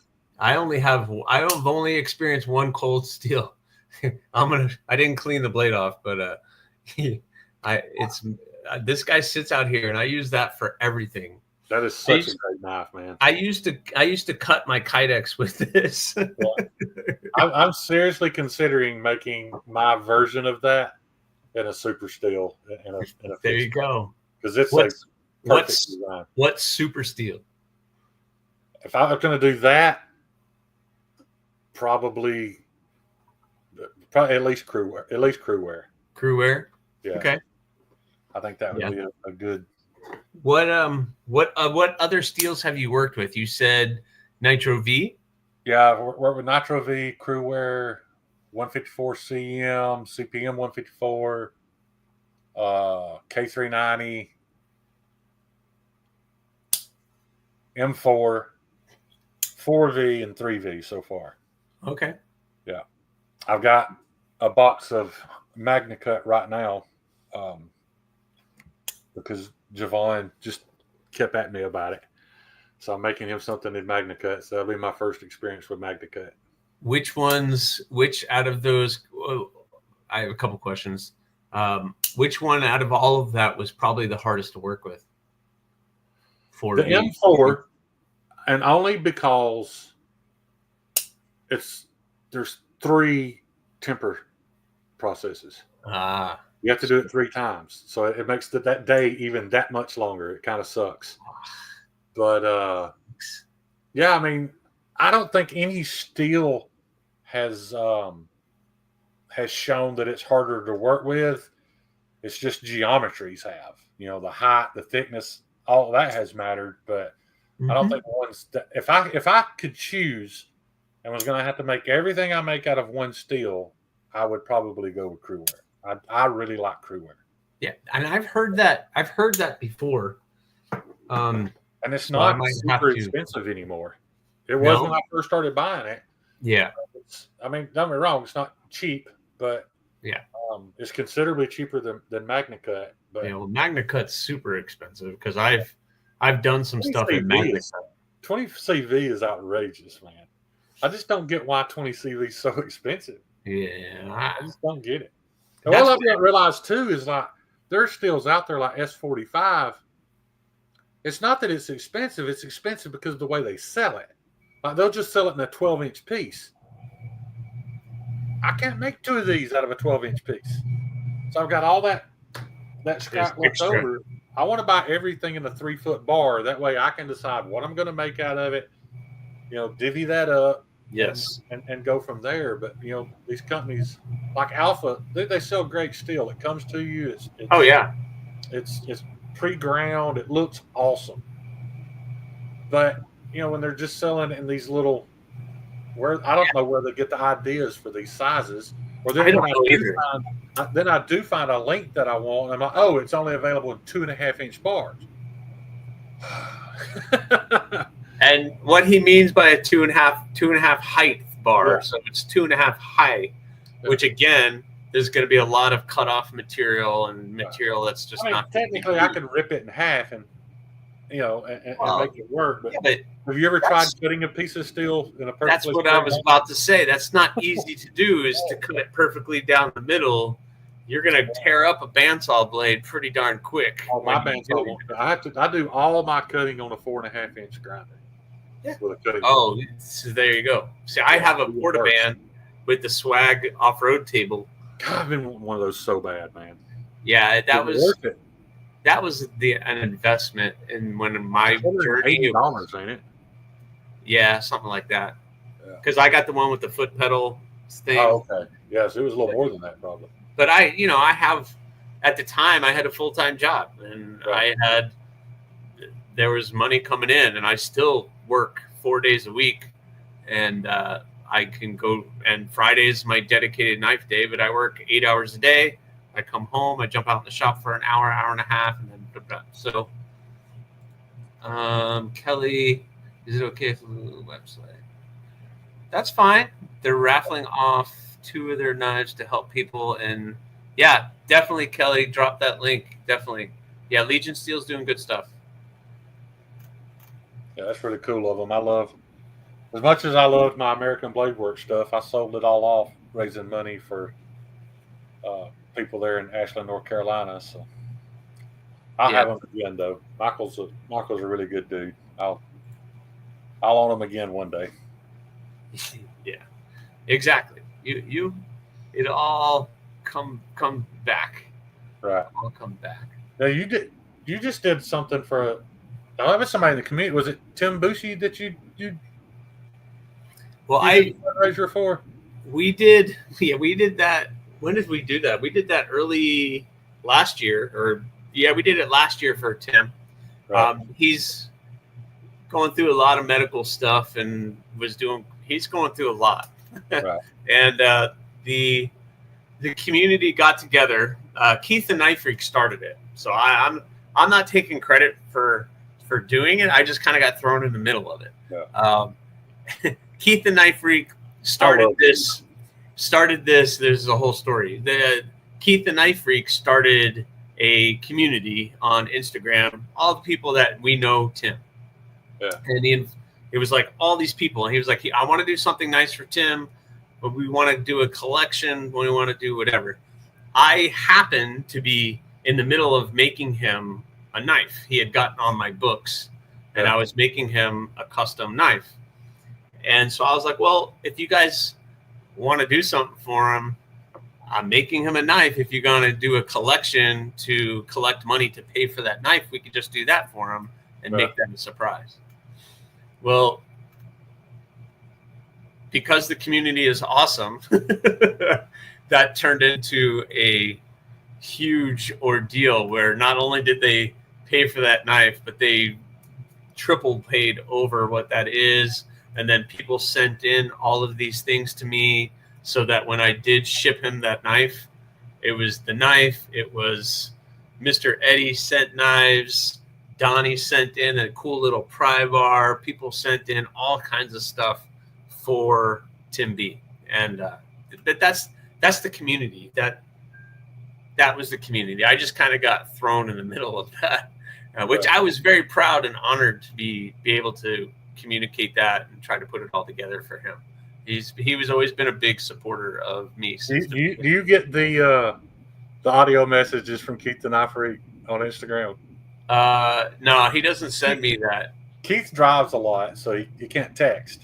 So I'll text him something, and dude, he always returns when I open it. It's a little 60-second recording. Yeah, and I have to make sure of where I'm at because everybody's going to hear it. Now, I mean, he never says anything out of the way. It's just it's like he's screaming into his phone when he's recording it. But man, I get so much joy from listening to that guy and the excitement in his voice. And yeah, man, Keith is awesome. Yeah, no, Keith is an amazing guy. Yeah, I don't get voicemails, but now if he watches this, I'm going to start getting voicemails now. You know who does something on my oven? I would get a voice message every day. Is it there yet? Is it there yet? Are we heat treating yet? It just go on, and it was great. It made the whole made the whole experience that much better. Josh said he was in that, and it was crazy how people just came out of the woodwork to help him. So, and then who does send me voice messages all the time is Gareth. I've only recently discovered Gareth. So Gareth out of South Africa. Oh, is he? Yeah. So Gareth lives in South Africa. So I'll wake up in the morning and I'll have some voice message from him because he's 6 or 7 hours ahead of us. Yeah. So Gareth, and I'll message him back and I'll always get a voice back. He does not text or he does not type. And it's so funny because he has the South African accent. So I'd love to hear it. I don't mind listening to it. I think one of my first experiences with voice messages on Instagram was I was in a live stream one night talking about my old roommate when I was in the Navy, Sammy Garcia. And every time he'd walk in the room, he'd always look at me and go, "Hey, Chang Chang." And I mentioned it to Cheeto because I knew Cheeto was Hispanic. And Cheeto sent me a voice message that just said, "Hey, Chang Chang." And dude, I listened to that all the time. Like, if I need a little pick me up, I just turn on that voice message of Cheeto saying, "Hey, Chang Chang." It makes me smile every time I hear it. I absolutely love it. Yeah, I'd love to hear Gareth. I love the South African accents and Australia. Yeah, I love it. He'll do it all the time. So if you get in on him, then you'll get part of all of that as well. So he's doing We haven't really really cool stuff. connected yet. I mean, I think he said hey to me in chat, and I have back, but we haven't really connected yet. But Yeah, no, he's a really, really cool dude, and to me, he's from the mecca of knife making. Oh yeah, I mean South the African South knife making. African custom makers. You know, we wouldn't have Chris Reeve. We wouldn't have frame locks. We wouldn't have any of that stuff had Chris Reeve not brought it from South Africa to here and gave it. We wouldn't have S35VN or S30V, which those were super steels when they came out. Oh yeah, None of that would exist without Chris Reeve. And for those of you who don't know, Chris Reeve is South African. yeah. So yeah, he's in the Mecca, and like there's a company that he supports that they're making all kind of waves of pickled steel. Pickled steel. They're doing some really, really cool stuff. This is one of their most popular models right now. It's called the Warhog. Here, I'll make my screen big. I love that blade shape. So really cool blade shape. And they've been making waves here in the United States. A South African designer. Yeah. And this ND2. And the owner of this company is from South Africa. And he is 100% open, honest, transparent about all of his knives. And he's been on a couple live streams with people. DBD, he's live with him. Legion Steel, he was live with. And he is, as far as an owner of a knife company, he has just been all over the place and trying to get into the American I'm assuming, though, he's having those imported, right? Yeah. So Kelly White, I don't know if you know Kelly White. She's in all the chats, very involved. She's probably in here somewhere. She's the American distributor for pickled steel. Yeah. So a member of our community stepped up to offer themselves to work for pickled steel so pickled steel ships to her. When they get an order, goes out. And this is like right around $50. Oh, wow. Yeah, that's a good price. Aluminum, micarta, access lock, D2 steel. They're getting ready to come out with 14C, but $40. This one is D2 as well. It's $28, I think. Oh, wow. Yeah, $28. I don't know. The honey badgers got popular at first. Yep. I thought they were good budget knives, but it seemed like they got a little greedy. Those things got up to close to $50, didn't they? Yeah, I have a couple of them when in the beginning when they were like $30. Yeah, I've got one in the kitchen that we use for anything my wife thinks I would be mad about her using the kitchen knives for. It takes the brunt of anything nasty or rough, and it probably does very well. So this fine. Yeah, I love honey badgers. I have no issues with them. I just had issue with them getting so high so fast. I just felt like the FRN handles and D2, they needed to stay around the $30 range, and they got up to about $50, and I was kind of done with them. Yeah, I could see that. Yeah, our shear. Yeah, Maddie just did this. This is called the Freja. It was one that I sent him to check out. I actually sent him one to check out. I actually sent Maddie a Warhog too, and Aldo was like, "Oh, you're sending it to him? We'll send you another one."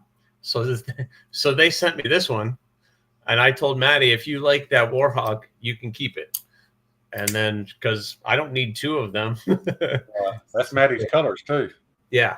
So Maddie got his is green with the red, but still. Yeah, it's such a cool knife. Anyway, yeah, South Africa, they are the Mecca, and some of the customs come out of that world is just. Can you imagine going to a knife show in South Africa? Yeah, that would be absolutely amazing because I've seen some stuff that those guys do, and I'm just kind of like, what? But you see them separately and sparsely. To be in a building and see them all laid out, Yeah, that'd be mind blowing. Yeah, I got to experience my first William Henry recently. I'd never even heard of William Henry knives, but they're 4-digit knives, and it's not for me, you know. But I get it. You know, when you see that level of refinement and just how slick they are, it was pretty mind blowing. I was impressed. I'm writing that down because I don't know that name. Yeah, they're kind of I mean, it's more of a gentleman's pocket knife. It kind of reminds me of those guys, you know, that have the $100,000 over under shotguns that shoot skeet. That's the kind of guy I could see carrying a William Henry. You know, you may snip off the cigar with it. It's a folder.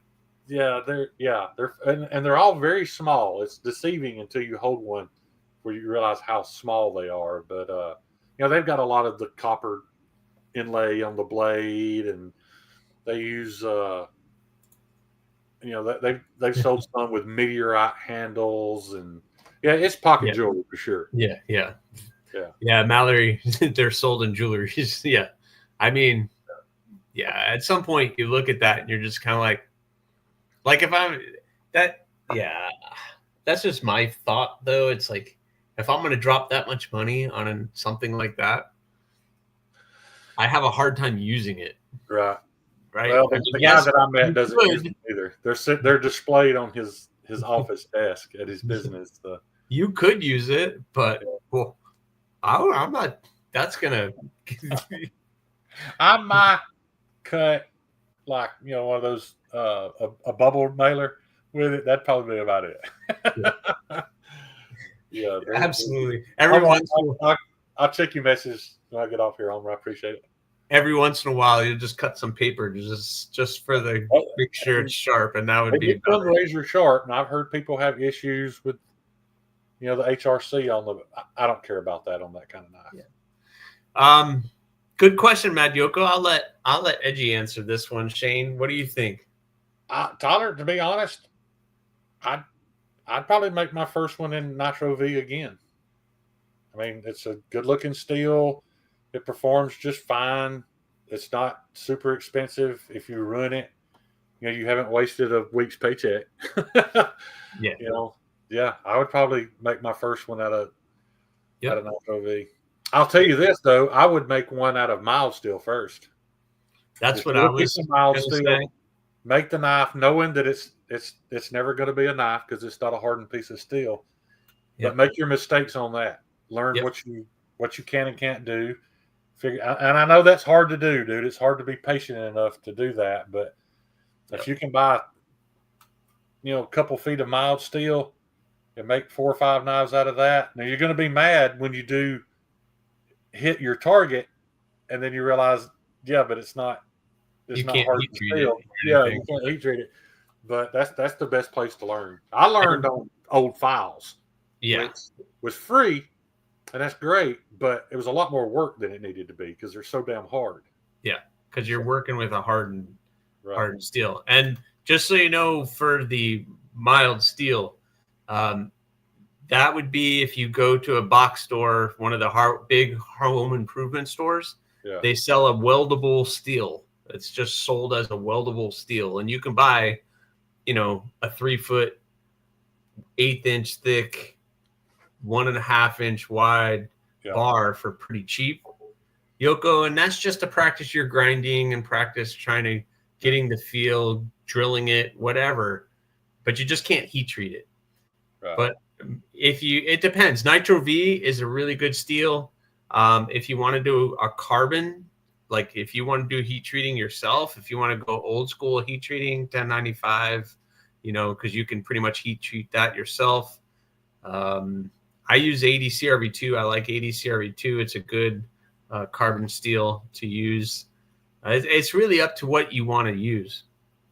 Yeah, and it's up to what you want the knife to do. Yep. If you're trying to make a big, tough, brooding, you know, outdoors knife, then you may want to go with the carbon steel. Nothing wrong with that. But I mean, you could do what our shear says, but I question that. Yeah, man. You can buy you can buy some Alabama Damascus for a lot cheaper than you think before you go buy it. Yeah. And that's why I choose some of the steels that I work with, because they're readily available. Yeah. I can pick them up from, if one place doesn't have it, I know I can have 3 other options to find it fairly readily. Right. So that's why I pick the steels that I work with. Like finding certain steels in the certain sizes, and it can be a pain, and some people don't have it. Right. So, and even about that Alabama Damascus too, guys. That's made with, I think it's 1084 and 15 and 20. Yeah, 1084, 15 and 20, and 15 and 20 is what saw blades are made out of. Yeah. Oh no, it's made to cut steel. So and that's what most Damascus is made out of, those steels anyway. I mean, anybody who usually does Damascus is making some of that kind of stuff. Here's another thing too, as far as Alabama Damascus goes, you can buy pre-cut blanks, already shaped knives that you can grind, just to learn how to grind a bevel. He sells everything from a piece of steel to a finished knife, whatever it is, wherever you want to start, you can get that from him. It's a good start, Yoko. I mean, it's just, if you get a grinder and you want to just start grinding, setting it up, that would be a good start, just so you get comfortable with that grinding. The great thing about mild steel too is when you finish that knife and you get it the way you want it, it's always there as a template for you to reproduce it in the future.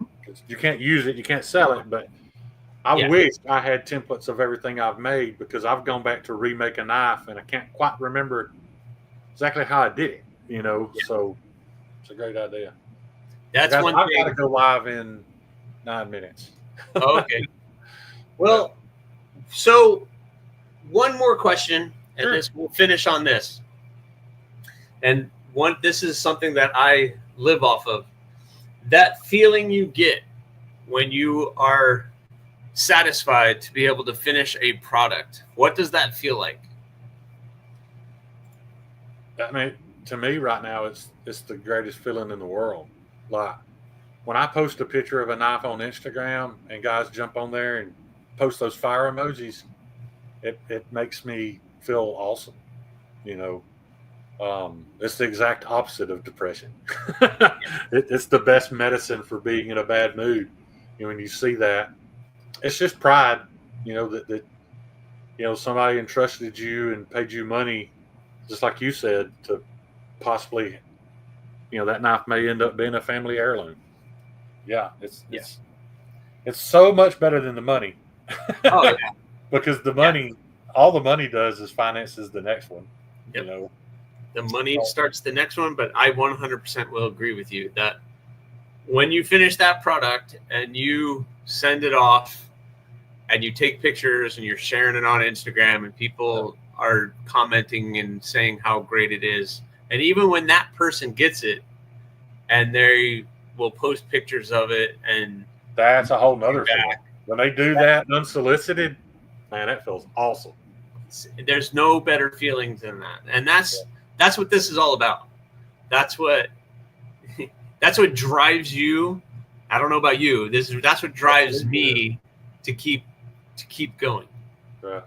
I want to give that to people, and it makes me feel really good and whole, because I got into this making, like you did, trying to fulfill a niche. Yeah. And make myself feel a little bit better about myself. Mm-hmm. And I can do that. And that's what it's all about. So that's why I am always going to ask that question on here. I think there's just something ingrained in, at least in men's minds. I think we were all meant to make something. I think that's just in our DNA to feel good about making something. And it don't have to be knives, man. There's guys out there that make beautiful sheaths, that make, even the pocket janks, whatever. Man, make something. Make something. Yeah, and that's why it doesn't matter whether you're making leather, knives, ferro rods, you're doing all of these things. You're just making art. If you're doing an artist and it doesn't matter when you're creating something. Ryan Shear, I agree with that statement 100%. We're all meant to make something, and my something is bad decisions. Yeah, I live my life by that motto. Buddy. If at the end of the day you feel good about that bad decision, then I guess if you got a good story out of it, that's all that really matters. Nobody might give you flame emojis at the end of the day for that, but they might. I don't know. It depends what you did. The people I know will. My crowd will. You make a bad decision, will they? They'll be proud of it. It depends what that bad decision is, I guess. You haven't watched enough of my live streams to understand. Oh, I need to. You do. No, I don't recommend it. People ask me all the time, like, "You got a YouTube channel?" Like, man, please don't watch that. Yeah, no. I don't. Well, I told you when I said last week that I was going to have you on. They were like, "Oh, good. As long as he keeps his shirt on, we'll be all right." Yeah. I hope that one day my knife making will be more synonymous with my name than taking my shirt off. But yeah. If not, that's okay too. There you go. At least you have a goal now. You have a goal to do that. Yes. The main thing to remember is, dude, don't get wrapped up in I'm going to make a bunch of money off this. Oh no, you're not doing this for the money. You've got to charge enough to be able to make the next one. You know, you that's without question. But don't get wrapped up in the money, because that will depress you. Yeah, absolutely. I've got to take my mom out to eat a couple of times that I wouldn't have if I wasn't making knives. So there you go. There's some advantage. Mad Yoko, you do a great job on your Hanks. Thank you so much for mine, buddy. Thank you so much. Awesome. That was stinking awesome that you made that for me. Yeah. So Mad Yoko is doing sheaths too. Yeah, I heard that. We need more people doing Kydex sheaths. That's for sure. I hate Kydex so bad. I hate doing Kydex. When people tell me, "Hey man, I need a sheath for that," I'm like, "Oh." If I didn't have to do a sheath, great at it. I'm very happy. But I would rather do Kydex than leather. So I'm not sure. I haven't tried leather. So you're probably right. I don't like Kydex because I'm not happy with my results. So yeah, I've dialed it in. I still have some issues, but I can't do leather. I've tried to do a leather sheath, and it was horrible. I got you. Yeah, some of my Kydex has not been very good, and yeah. Maybe I'll get better at it. It's been a lot of work, but I don't know. I keep dialing it in, try to dial it in. I think one thing that helps, like with you, is you have models. So once you figure out how to make a good sheath for that knife, you've kind of got it nailed down from that point. And I haven't made enough of anything to make enough of the sheaths to get it nailed down. Yeah. But the last sheath I made was for a Thug. I was by far happier with it than any sheath I've made. I was pretty proud of it. But I've kind of, because I have a wooden blank for every single knife that I've ever made. I have a wooden blank for that. So they all start off like a wooden blank. Right. And then I always have this. So if I want to make another, I want to get with you after, because I'm just have to go. But that curve, is that the plunge? Hold that wooden knife back up. Is that the plunge I see? No, that's just the grain in the wood. Okay. That's just the grain in the wood. I really need some advice on doing that sweeping curved plunge. Yeah, I don't have anything. I know you got to go, but this might be hard to see. Let me make myself big. Go ahead. Yeah, that's kind of one, but the one I'm talking about is almost like a perfect curve. Yeah, there's no shapes to it. I don't know how people do that. Yeah, I'm probably not the person to ask for that. Well, I think your design, and the design absolutely has to have. It just wouldn't look right without that plunge. Yeah, I can't make it right now, but I'll figure it out. But yeah, guys, it's 8:59 here. I got to jump. All right. Well, thank you so much, Shane, man, for coming on here. We will. Hopefully, I'm going to make my rounds doing this, and this won't be the last time we see you on here. Hopefully, I'd love to pop on here again. Maybe we'll do something with you, and Donnie. that might be very dangerous, but I'm going to throw that out there. I'll float it out there and see if we all want to get together and do that. That might be I don't think we're going to be looking at the chat at all if the three of us get in here. But thank you so much for coming in. This has been awesome. I enjoyed it, man. See you guys. All right. Bye, Shane. Bye. Later. All right, guys, that was awesome. And if you're still here with me, thank you so much for hanging out. I would love to do a giveaway. You guys want to do a giveaway? We could do a giveaway. I have some stuff to give away, and I would like to do a cool giveaway for you guys hanging out. That was an awesome conversation with Shane. And love hanging out and talking like that with another maker. We could do some really cool stuff. So I want to do a giveaway. We are going to do a numbers game. I know, I'm sorry, but I don't have anything else set up, and I don't have means to do the hashtag thing and all of that. So I'm going to do the numbers game. The numbers game that I do is kind of like done on some other channels where it's not going to be Price is Right rules.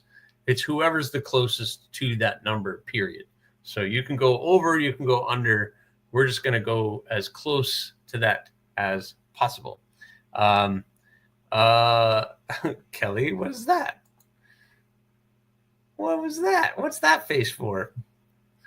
Came in late, but what I saw was awesome. Thanks, Robert. Thanks for popping in. So one guess only. You need to have a U.S. address, 18 or older, please, because I'm about to show you what you guys are going to win, and there is a knife in the winning. So, I know. Everybody says that, but everybody has the chance to do it. So, what are you going to win? You are going to win a cool swag pack that has one of Miss White's amazing monkey fists. So you're going to win this monkey fist. It's a nice steel ball bearing paracord wrapped monkey fist. We're going to get some lanyards and zipper pulls in there, and a whole pack of really cool stickers from all kinds of different places. You got OCD for EDC stickers. Let's see, who else do I have in here? We got some cool Wii stickers in there. So you got some really cool sticker pack. I don't need to go through all of them.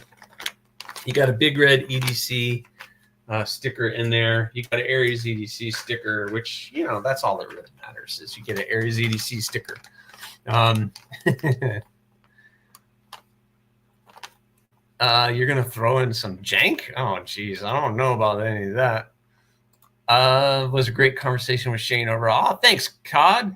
Thank you very much. I love hearing that. Yeah, there you go, Byron. Kelly, practice makes perfect. So, all right. So the knife. We are going to give away a petrified fish that was sent in by one of you guys. Which petrified fish is it? This is, I got to remind myself which one it is. This is where does it say it? All right. The petrified fish flavorist. And one of you guys sent this in. It's going to come with the sticker and the things. It's going to come with the microfiber cloth and the cool petrified fish sticker. You got the nice blue micarta, which petrified fish does really good on the micarta. There's Rory. Thank you very much, Rory. I believe this is one of your things that you submitted, so thank you so much. And this is what got me on this one. Is that blade shape. It is pretty stinking cool. I think they call this a sheep's foot. No, this is the cleaver. They call that a cleaver, but yeah. So you got that liner lock. It's got a cool mosaic pin on the flipper. which is kind of cool. But yep. So you can win this petrified fish flavorist in the giveaway as well in the original box. Everything. This thing has not been used. Pretty stinking awesome. Yep. It's pretty cool. So thank you very much for sending that in. So let me put that back in the box and get it all ready for you guys. So it's in the box. So you got stacked sticker swag pack, got some lanyards from Miss Kelly White. If you don't know, she does make custom monkey fists. Turn it the right way. If you want to get something from her, some custom paracord work, please check out these things. You can check her out on Etsy, eBay, and you can shoot her an email and she could do that. So awesome stuff. That's a modern spade blade. Yeah, I would 100% agree with that, Byron. Anyway, messaging Shane, he said he won't be answering back until after his live is done. Good to know. Yeah, him and Donnie are jumping on to do their live stream, so that is stinking cool. So let's see. There's 38 people in here, so let's do a let me pick a number. All right. I have my number in the range written down on this sheet of paper, and I'm going to fold this up, and I'm going to put it right there. Okay. All right. So let's see, moderators. We're going to do this once more time. This is a one guess only giveaway. You have to be 18 years or older, live in the United States with a U.S. mailing address. Those are the rules. The closest to the number without going over, well, the closest to the number, period, will win. Okay? So as soon as one of my mods puts a start button, I will tell you what the range is. And then we will see who won. So let's see. We got a start. We got green. The range is 100 to 300. 100 to 300. Again, the closest number wins. One guess only. U.S. mailing. There you go. All the rules set out by Bluminati. Let's see what we got. All right. We got some coming in, and we're going to slowly watch these come on in, and I'll give you guys about a minute or so to get all of your guesses in and see what is going on. But that was a really great conversation with Shane. I look forward to doing these. I'm basically doing it every other week just because I don't want to get overloaded with guests. I have several guests that are coming. The next guest on Meet the Maker will be fun. It's going to be a little bit different. It's actually not a knife maker. It is Lancelot Leather. So Lancelot Leather will be my guest on the 30th of March. He will be joining me on Meet the Maker. So next week we will just do You're Stuck with Just Me. Maybe I'll invite somebody on because there is somebody that I am doing a collab project with that we're doing that with. But next on the, what did I say? That last Sunday in March will be Lancelot Leather. So I get to talk to a leather maker. Maybe he can teach me how to do a leather sheath because I am not good at those whatsoever. So, all right, let's look at some of these numbers. Let's see. I'm gonna go see. Okay, so that's cool. Love his leatherwork and have at least 2 purchases from him. That's awesome, Rory. Yeah, he does really good work. He is very good people. Me and him have had some conversations in the past, so I look forward to hanging out with Joe and see what we got. So I think that's going to be a really fun live stream for sure. For sure. All right. Let's do 30 more seconds. And when the mods hit the stop button, I will tell you guys what the number was. So we can talk and see who won this magical prize. Last time I did this, Mad Yoko won. So we'll see if he wins again. I don't know. Speaking of something, I want to share with you guys something. Check this out. This is the Very Good Knife Company Mosquito. Check out that thing. So when I saw this, I thought it was cool, but I did not know it was that small. This thing is tiny. I just posted the video of the. Thanks for posting that up, Blue. But in Nitro V Mosquito. But look at this thing. People get on me for small knives, and man, look at this thing is. But this thing is stinking cool, man. That is a little pinch grip, but whew, it is fun. Got a nice little small sheath set up for neck carry if you wanted to. The person who sent this in has the strap on it, but someone asked me what I thought of the Mosquito, and I saw a picture of it. I'm like, yeah, it's kind of cool, really kind of weird upswept design, but I didn't know it was that small. It is very amusing to me. All right, Kelly White, put the stop button on. Wow, now that would bite you like a mosquito if you're not careful. Yes, absolutely. Thank you, Bluminati, for putting up Shane's link for Instagram. Thank you so much. A clever way to use drop. A clever way to use drop. Yeah. I like the scales on that too. It's the copper infused carbon fiber.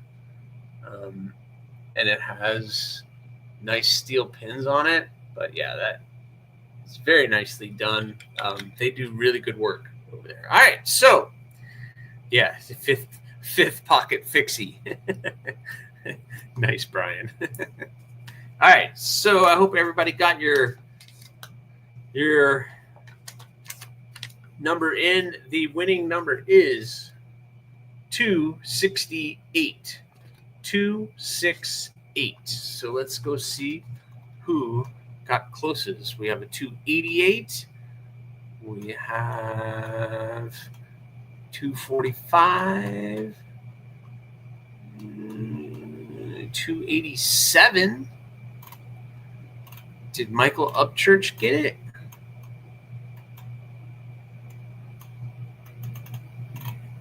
Am I correct that Michael Upchurch won that one?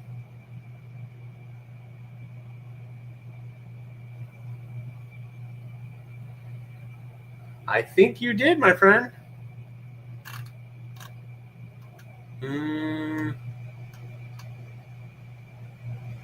Wait. Maybe not. I don't know. We got to see. Tim B said 251.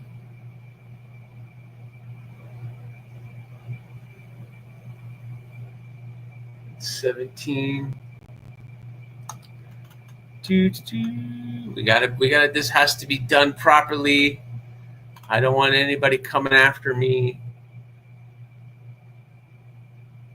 No, Tim B's closer, I think. Tim B, did you win? 268 was the winner. 268 was the number. Look, I wrote it down here. 268. 268. I have a 288, 287, and a 251. I think 251 is closer to 287, guys. Right?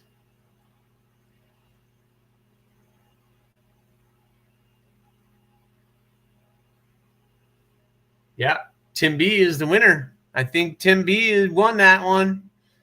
That is awesome. Congratulations, Tim B. Awesome. Anybody want to fight that? But I think Tim B won. It was 17 and 19. So it was a really close one, but I think Tim B is the closest. So Tim B, congratulations. So Tim B, you know how to reach out to me. I should probably know your address by now, but I'll fight him. Nobody's fighting him. Let Tim B win. He can't fight you. But that was awesome. Thank you very much. Yeah, Tim B, I think you know how to get in touch with me by now, so just message me. Thank you so much, my friend. Congratulations to you. You deserve a little bit. All right, Byron, thank you so much for popping in, my friend. Thank you so much. You guys don't know, but Byron has actually been here. He came to visit me, and that was a cool visit. So, Byron, thank you so much. Lawful fighting me. Just pull on this tube, my chest, and you win. Yeah, we can both sling each other around our houses and our chests. Oh, jeez. All right, listen, guys, I got to go to bed. You guys have been amazing. Thank you. Thank you again to Shane at Edgy American Blade Works for jumping on. This has been a great chat with everybody. You guys, please remember to like, subscribe, leave a comment, or not. The choice is always yours. Have a good one, guys. We'll see you on the next one. Later.